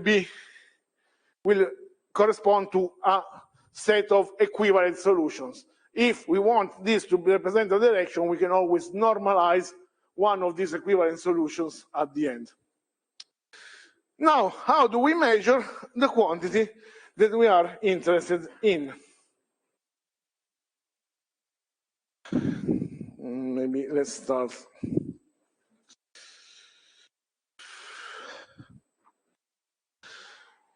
Okay, let's start with the multi-class version of the problem. Then we will see that this corresponds exactly to what I said for the binary problem. For the moment, we have intuitively said why we want large separation between the means and the samples to be close to the corresponding class mean. We can generalize this concept to multi-class problems where we have more than 2 classes, and again, we may have more than 2 classes. What we will do is, again, try to formalize a way to find a direction such that the projected class mean are on average far with respect to how close are the corresponding points to the corresponding class mean. So we need a way to measure how far are the class means once we project them and how close are the points to each class mean, so that we can define the ratio. And then we will see that this corresponds for 2 class problem exactly to having 2 points, the class of the B's of the 2 class that are far, while keeping close the points of each class inside the class. Now, to define this, we need to define exactly the ratio. We have a direction W, the yellow line,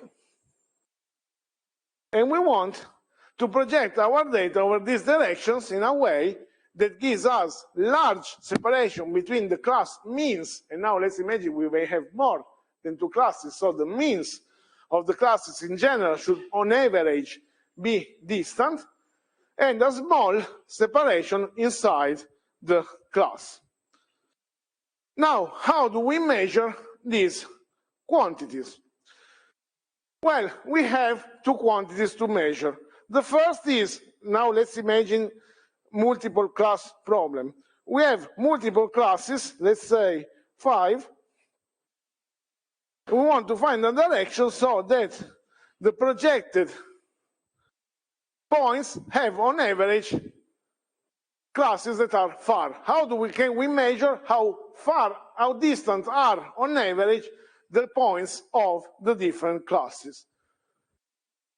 That's the first problem. And then we need to figure out how to measure how close are the points, the projected points around each class. Let's start with this second problem. Let's say that I give you projected samples already, so for the moment I don't care how I obtained this. I projected my sample over this line. These X are the class means, while the dots are the points that I projected.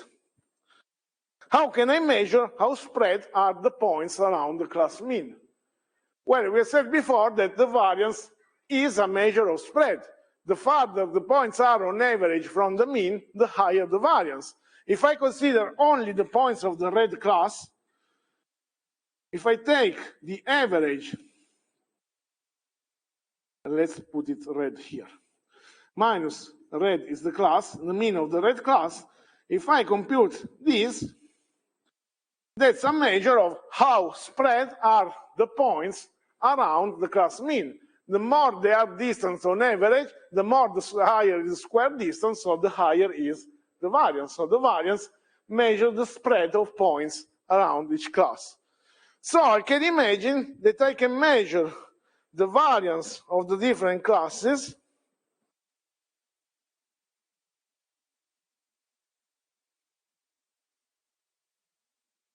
and then somehow combine these three values in a way that gives me an overall variance spread of my points. A way to combine these values is simply take each of these values, multiply it by the corresponding number of samples, summing these three values, and then dividing by the total number of samples. Why we multiply? Essentially, each class will contribute with a contribution that is proportional to the number of samples. Imagine that one class has many more samples, then the corresponding spread is more rare, important, because I have more points in that class. Now, this is called within class covariance. In the case of one dimension within class variance, it measures the, let's say, a sort of average over samples of a weighted by sample size average of the variances of the samples of each class. This is the thing that I will use to measure how spread are the points around the class mean. This is what I want to be small. How can I measure how spread are the class? Well, again, I want class to be far. This is a kind of form of spread. The classes, I want them to be on average as far from each other as possible. I can measure a sort of spread for the class means. That is, I can consider, now let's use a square, a center of my data set, and then measure what? Well, treat these means as if they were samples and measure the corresponding variance of the class means. We see that we will not use exactly the variance. Again, it will be weighted by the class, the sample size of each class. But as a first approximation, I can imagine that if this is the center of the dataset, I can compute mu1 minus the center squared plus mu2 minus the center of the data squared, etc. This is a sort of measure of the spread of the class means with respect to the dataset center. We will not use directly this. Again, we will weight this by the number of samples of each class to keep into account the fact that classes that have more samples provide more overall information, so I want to keep that into account. But this is essentially an equivalent of a variance for the class means. So I treat the class means as if they were samples, and I compute the variance of the class means. And this is what I want to be large. This I want to be large, this I want to be small. Criterion, let's call this small sb let's call this small sw within class variance of the projected points. Let's call this small sb within class variance between class, we call this between class variance for the projected points. All this W here stands for within. This B here stands for between. Then both of these are a function of the direction W that I used to project. Remember that this is the direction W over which to project. What I want is to find the max over W of this small s between of W over small within class variance. So this is the objective function that I want to optimize as a function of the direction W. Given a direction, I can compute between class variance and within class variance, and I can use that to compute the ratio. Along all possible directions, I want to take the direction which gives me the highest ratio. Here we assume that regardless of the ratio, the denominator is never zero. Otherwise, we may have issues. We will discuss that later, but for the moment, let's assume that it's always greater than 0. Now we need to figure out how to find a solution of the problem. We have said what is the intuition, what is the idea behind the problem, so why, what we want to achieve. We gave a way to measure it, yes.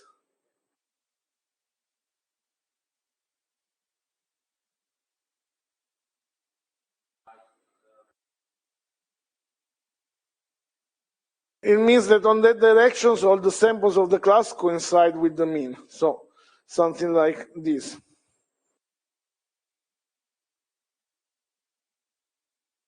In this case, if I project over this point, all the samples of the class would correspond exactly to the mean. So they will collapse to a single point.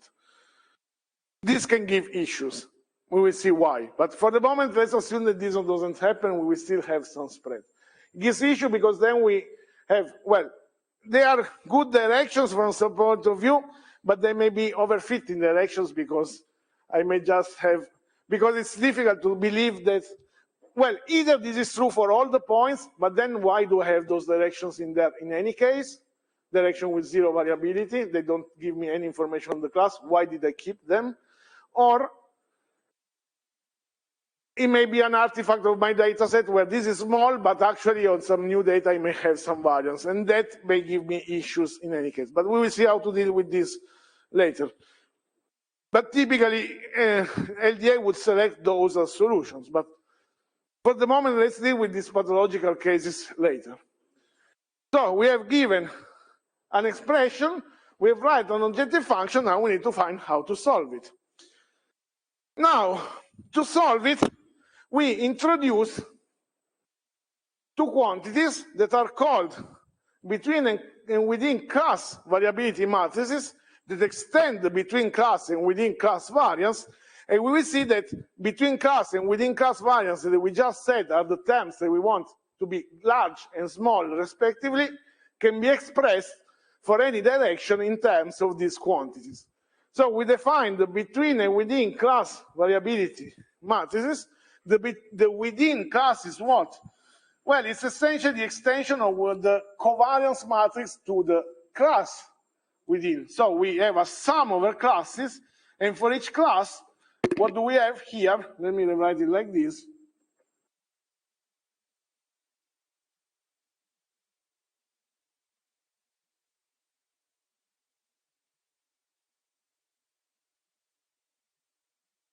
It's the same thing transposed.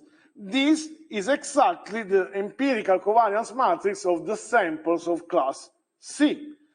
When I have class C here, each time that I run one iteration of this sum and considering one class, this is the covariance matrix, so the extension of to multiple dimension of the variance, the covariance, empirical covariance matrix of the set of that class. We have seen how to compute the complete covariance matrix for PCA. Here it's the same thing, but using just the sample of one class.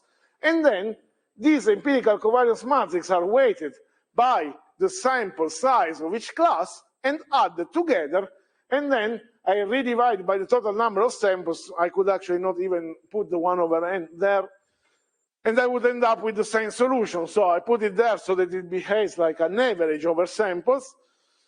For our task, if I remove this 1 over n here, it will not change anything. It just changes that if I remove 1 over n, these are called scatter matrices, if I remember right, not covariance matrices anymore. But typically I work with the covariance. Now, this is the within class, and the between class looks like what? Looks like, as I said, a covariance computed for the class mean, but each class mean contribution is weighted by the corresponding sample size. If I didn't have it here, this NC, and here was K, this would be exactly the expression of a covariance class where the means are the class points. But, as we said, we weight the contribution of each class by the number of samples of that class. Interestingly enough, if we take SB and SW and we sum together, that's the covariance of the dataset as a whole. So the sum of the two represents the covariance of the whole dataset. So the covariance of the whole dataset can be divided into a term that depends on how spread are the classes, and the term that describes how spread are the points of each class with respect to the corresponding class mean. Now, these are the covariance matrices defined for our original data. So we have our original data, x1 to xn, we can compute these covariance matrices. Our goal is to optimize the ratio of the variance of the projected data. So we don't use these terms directly. These are just values. These are values that correspond to characteristics of our data. Now, how we can express the between variance, within class variance and within class variance when the projection direction is W? Well, these are nothing else than the same quantities computed. Let me see if I have it in a slide. Yes. The same quantities computed by projecting the samples over W. So if I have x1 to xn, then I will have big S, big between, and big within. If I project my point over W, then I have this is y1, this is y2, and so on. These are scalars. These are one-dimensional because I have a single direction here.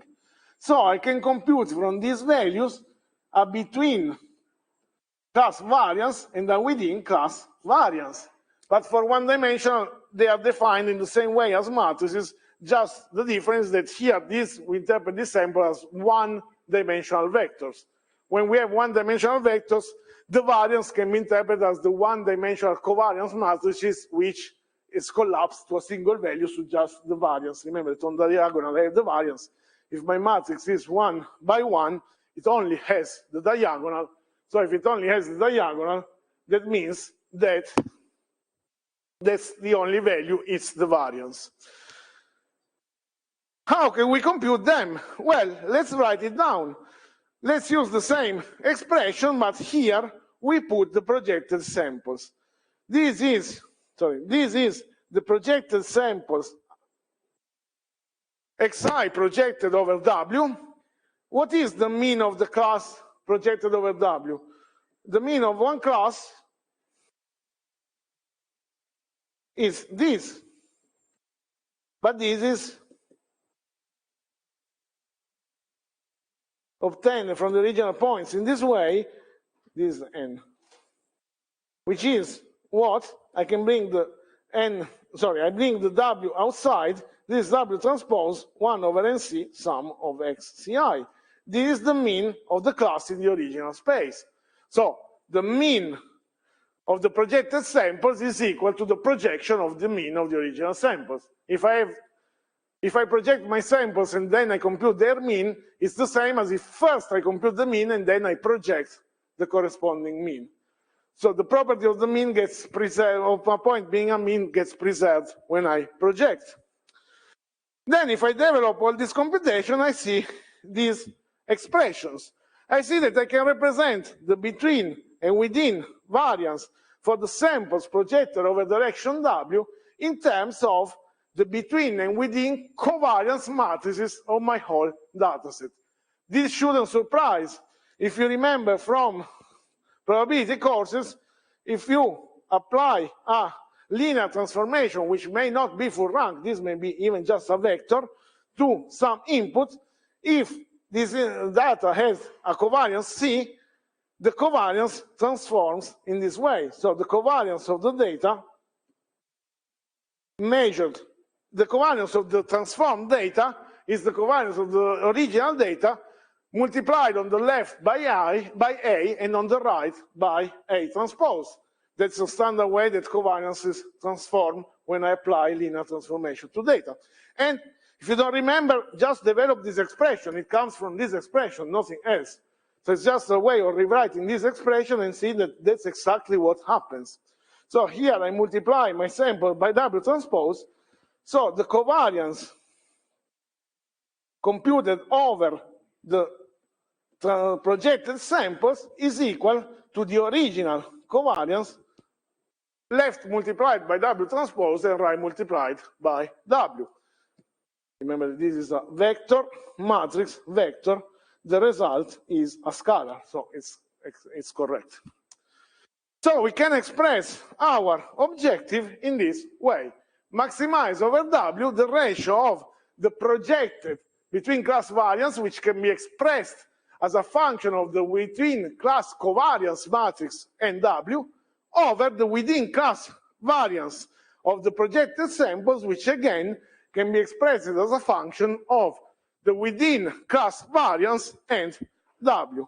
So now we have an expression that gives us an explicit form that we need to optimize with respect to W. Last step, we need to find the solution for that. Questions up to here?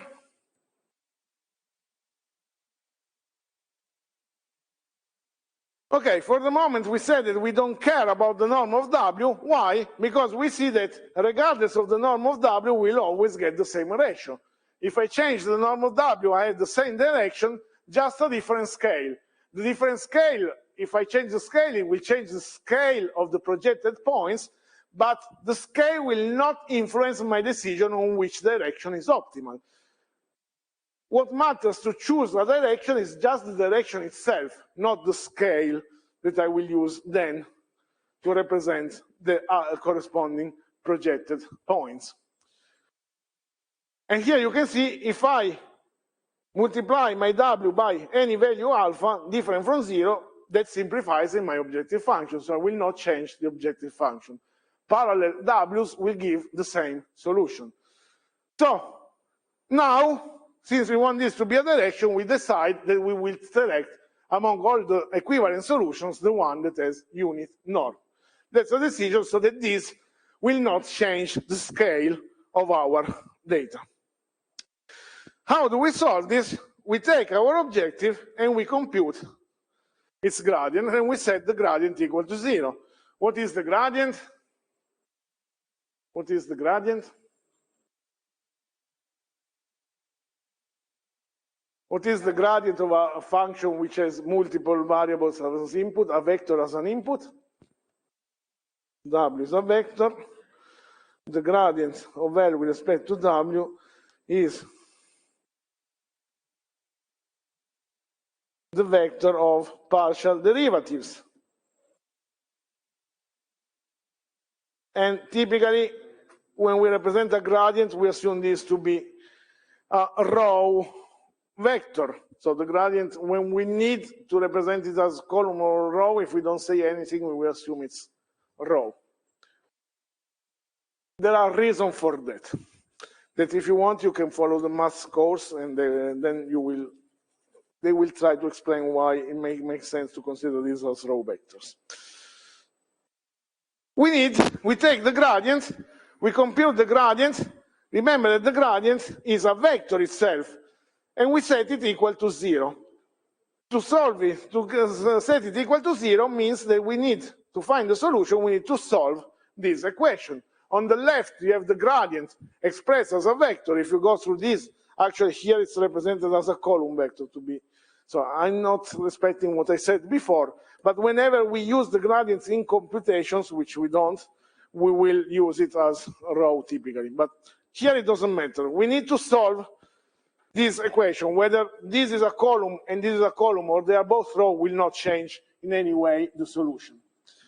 So to solve this, well, we assume that this is non-zero. Remember that at the beginning I said, let's assume that we don't have any W for which this will be 0 unless we select W equal to 0. But we ruled out W equal to 0 because we said that the norm of W should be 1. So no, W will never have a norm 0. So under some assumptions on SW, we can prove that whatever the value of W, this will not be 0. And then we will see which are these conditions. So we multiply here both and below and above by this. So we multiply this here, and then we remove this term here. We put this on the other side. Essentially, what we need to solve is this. How do we solve it? Well, we bring, this is a scalar, so we put it here. We can, remember, this is non-zero, so we don't care. Then we multiply both sides by SW minus 1. Can we do that? Yes, because we will see that for this to be non-zero, it will be guaranteed by the fact that this is invertible. So we assume that SW can be inverted, which will also guarantee that this is non-zero. So we assume that SW can be inverted. What we obtain is we bring SW to the minus 1 on the other side, which means that the solution to our problem will be the solution to this thing. We have SW minus 1 SB plus W equal some function of W times W. This function of W is exactly the function that we want to maximize. But this is what? This is what? The solution to this expression is what? What are the solutions to that kind of problem?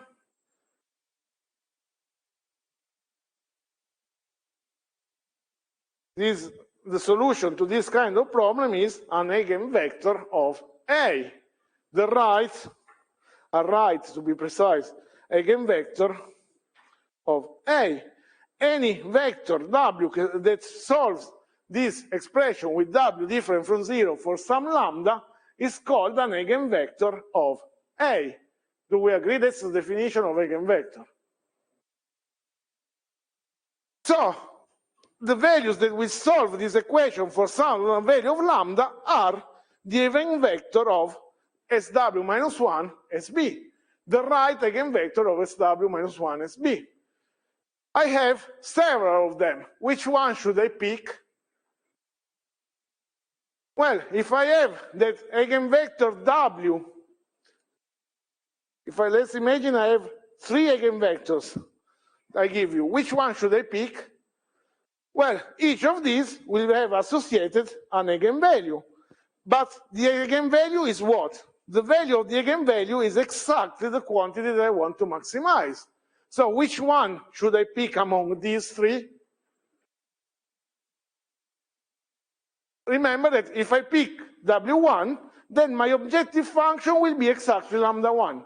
If I pick W2, my objective function will be lambda 2. If I pick W3, my objective function will be lambda 3. I want to maximize, I will pick the eigenvector corresponding to the largest eigenvalue. So again, solution, take the eigenvectors of this matrix and take the eigenvector that corresponds to the largest eigenvalue. So again, we have eigenvectors problem to solve.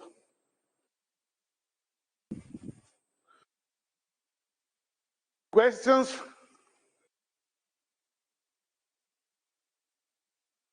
Of course, we will not solve the eigenvector problem directly. We will build matrices B and SW and then call suitable functions that will give us the eigenvectors of that matrix. We will not find them by hand. So, but what's important is that we want to find the eigenvectors because those solve our problem. And which one? The maximum eigenvalues, because that's the maximizer of our objective function.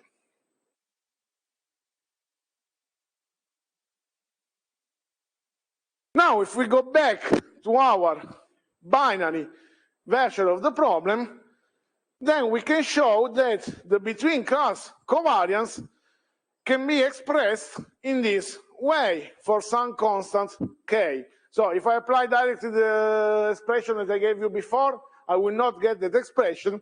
But if I put the appropriate k there, I can express SB in this way. Remember that what I want to optimize is this. So if I optimize this, or I optimize k, so 1 over k, where I scale k and I optimize the terms with 1 over k here, I get exactly the same objective. But if I remove this, I will still get the same optimizer. I'm just scaling my objective function by a scalar. If I scale an objective by some value that is positive, we will not change the position of the maximizers or the minimizers. We just change the value, but it will not change which is the W that maximizes it.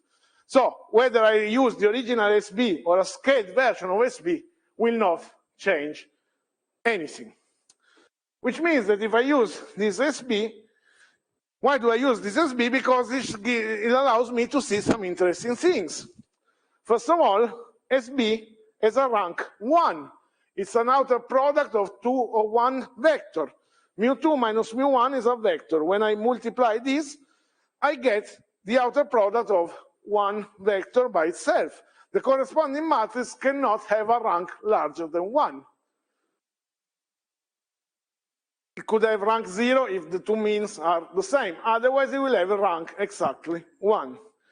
Which means that unless we have the pathological situation where the two class means are the same, then we will find only one non-zero eigenvalue of this product. Remember, when I multiply two matrices, the rank of the product cannot be larger than the lower rank of the terms. I cannot gain rank when I multiply. I can lose rank, but I cannot gain rank. Which means that I have only one non-zero eigenvalue, which corresponds to this direction. So it's the direction that connects the class means adjusted in a way to take into account the spread over the different directions. What happens if this is the identity? Imagine the within class variance is the identity. That means that however I measure the spread of my classes on every direction, the spread of my classes is the same, which means that my classes look like ball-shaped, not ellipses, but spherical. The spread inside the classes behaves the same regardless of the directions that I look at. In that case, indeed, the direction that connects the two beans is the same. It makes sense. We said, if we assume that we can rescale our directions so that the scale, the between class variance over the direction that I'm projecting is the same and is standardized to a value, let's say 1, then if I compare the directions, I can select the direction where the class means are farther. Because if I renormalize my distances so that the spread, regardless of the direction that I look at, is the same, then the spread, regardless of the direction, will be the same inside the class. So the classes which are farther away will be the ones, the direction over which the classes are farther away will be the directions over which it's easier to distinguish the samples of the two classes. This is what we said probably almost 1 hour ago. This is exactly what's encoded in this expression. If this SW was 1, I would take the class mean. If it's not, I need to compensate for the fact that it's not 1. And, okay, let me see.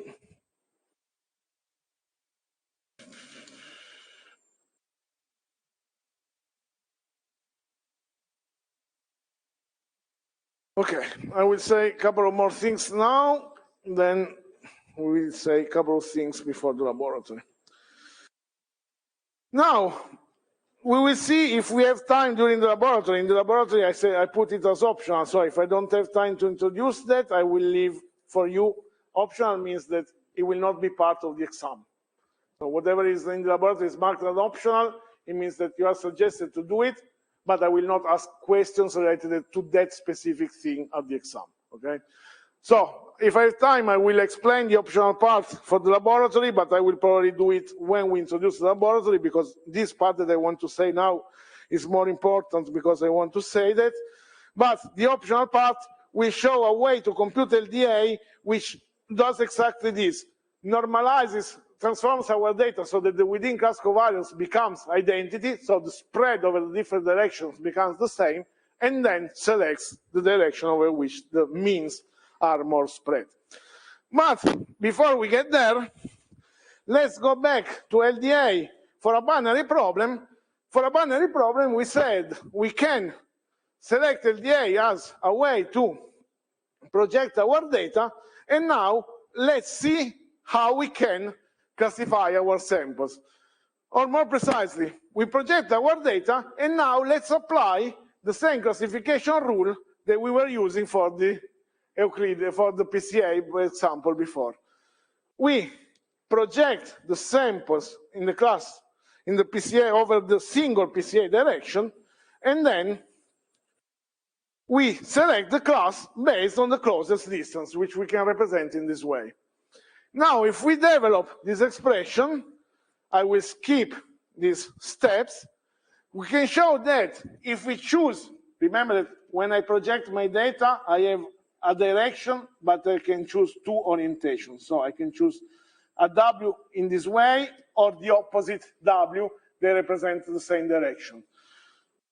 So when I have my data, let's imagine I have my data, I project over the green line. If I use one orientation, I will have what? Well, if I use this orientation, I will have that the mean of the red class will be lower than the mean of the blue class. If I use the opposite orientation, then for the projected samples, the mean of the red class will be larger than the mean of the blue class. This depends on whether I choose this orientation or the other. So let's fix one orientation so that we always, it doesn't matter, we just need to know which one we choose. So let's choose one. Let's choose the one that guarantees that mu2 is greater than mu1, and we assume that the means are different, otherwise it's pointless to do the classification. If the means are the same, with this classifier, we cannot distinguish the two classes. So let's assume this is the orientation. Then we can show that this classification rule can be represented in this way. If I project my data, so like this, and then I select a point that corresponds to the mean of the two class means, then I will assign red class, which in this case is C2, if the projected samples are above the green line, this value, and I will assign the blue class for all the points that are below. So I can represent my classification rule as projecting the point over a line, comparing the projection with a threshold that in this case is the average of the two class means, and then, based on the comparison, choose the class that I want to assign to. And when we discuss this in detail, we will see that whether we put the equal here or below will not change from the point of view of a solution being. When we discuss how to select optimal values for T, we will show that it doesn't matter when we put the equal. Now, this corresponds to what? Well, let's go back to the original example. We projected over some direction. Then we said we have a test point. We say whatever is on the left of this, on the right of this plane will be assigned class red. Whatever is on the other side will be assigned class blue. What does it mean? It means that I'm dividing my space in two parts with a plane that is perpendicular to this line W. Actually, I should put the origin somewhere where the W stays. So let's put the origin like this one. W goes through the origin. But I'm dividing my space with a plane that is orthogonal to this W. Whatever is on this side of this plane will be assigned to the red class. Whatever is on the other side will be assigned to the blue class, because its projection will fall on the left of the threshold. So classification rules of this kind correspond to linear classification rules, where the classification rule is defined by a hyperplane, so the generalization of a line or a surface or a plane or something that is larger, that is a surface that divides in two my spaces and is orthogonal to the direction W. And the threshold T defines among all the possible planes that are orthogonal to this direction, which one I'm taking. So W transpose X defines the direction, and the comparison with the threshold defines which of these possible separation rules is the one that I'm actually using.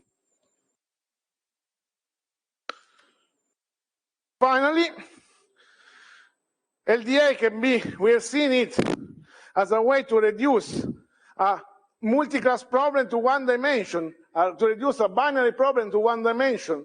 And for the latter case, we have seen that we can use it directly as a way to classify.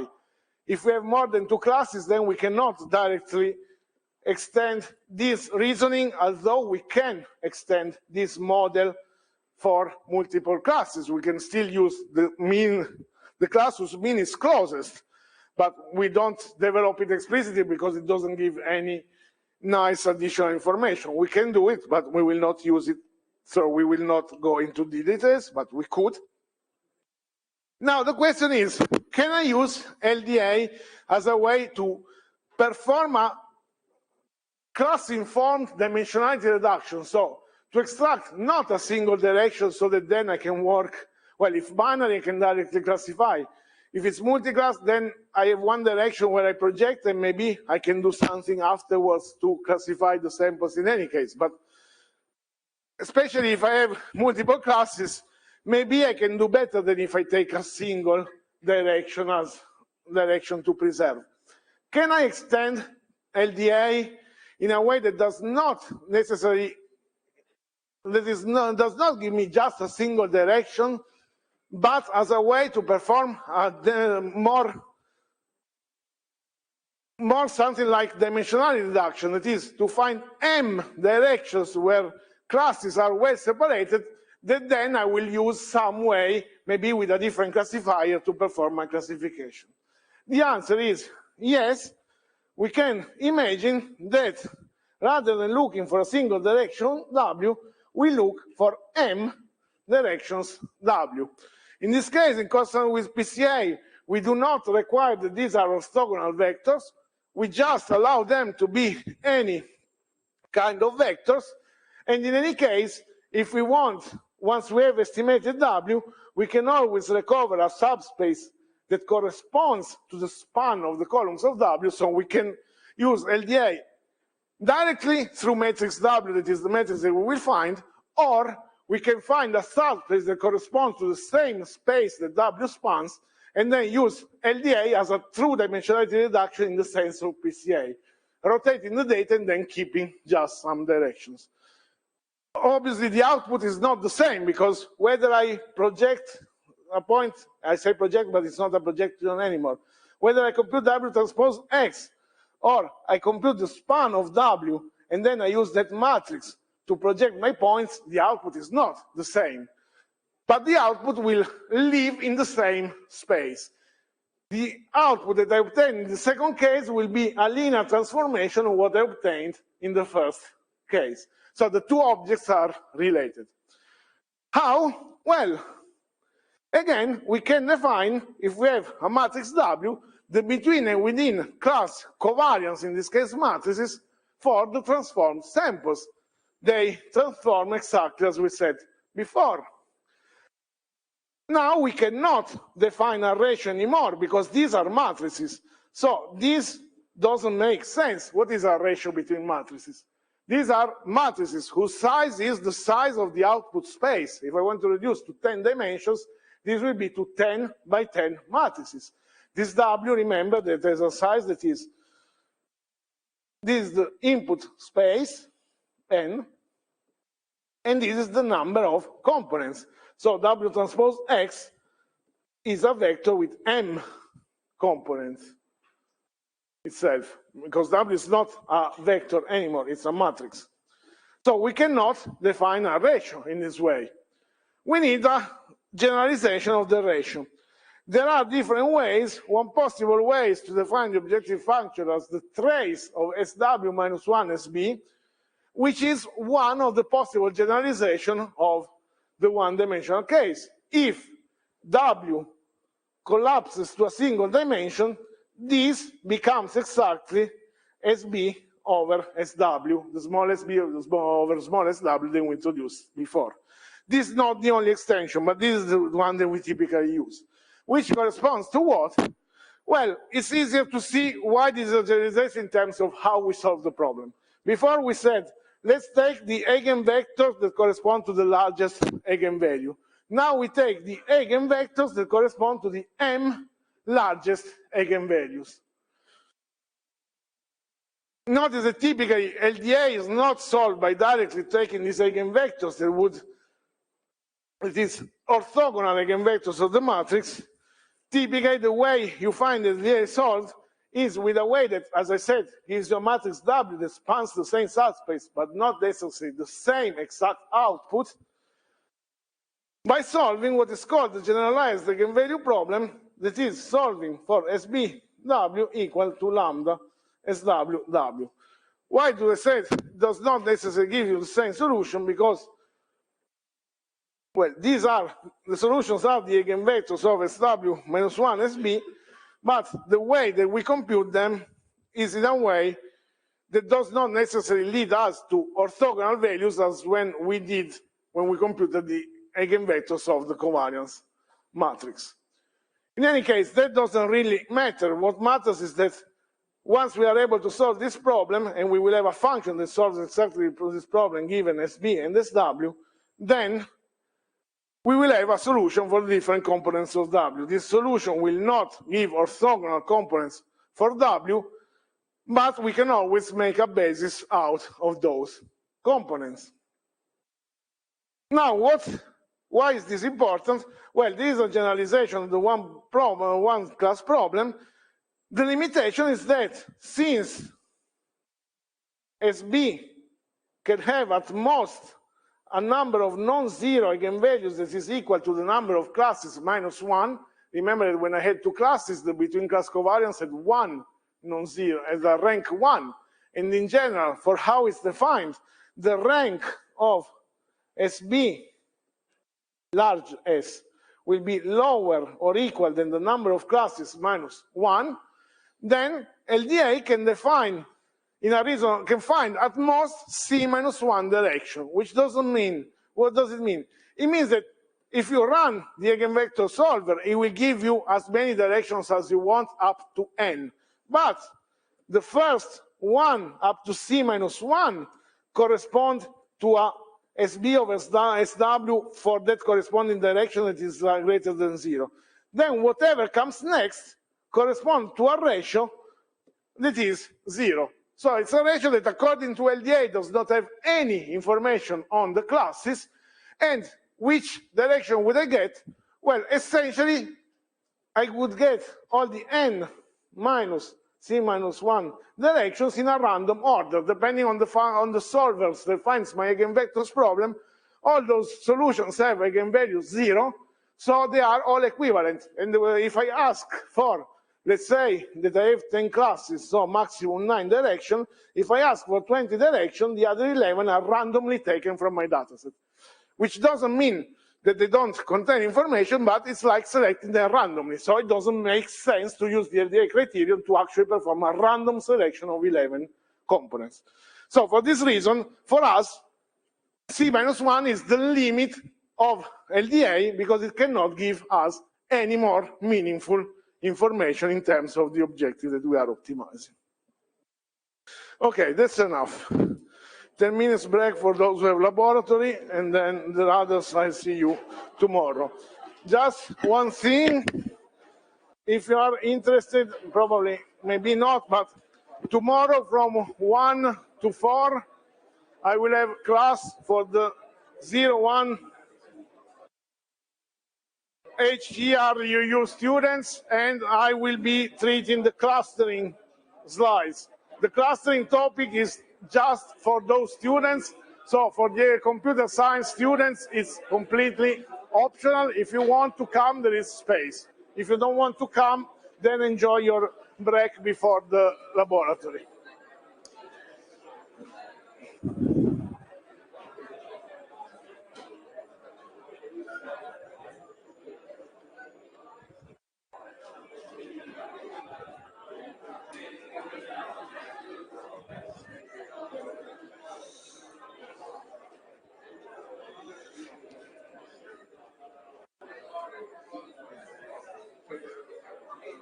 Facciamo il laboratorio di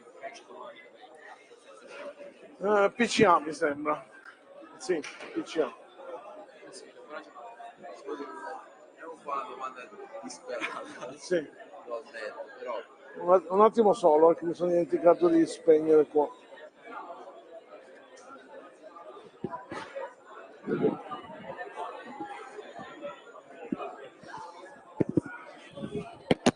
Sorry, for those who are asking at home, yeah, I will have a VC, but it will be on the course page of the other group, so it will not be available to this class. So if you want to follow, that's not a part of your courses, you have to come here physically if you're interested in that one. I will not have a VC for the computer scientists. The VC will only be on the page of the other, on the quantum computing students, which I guess will not be visible from the computer scientists.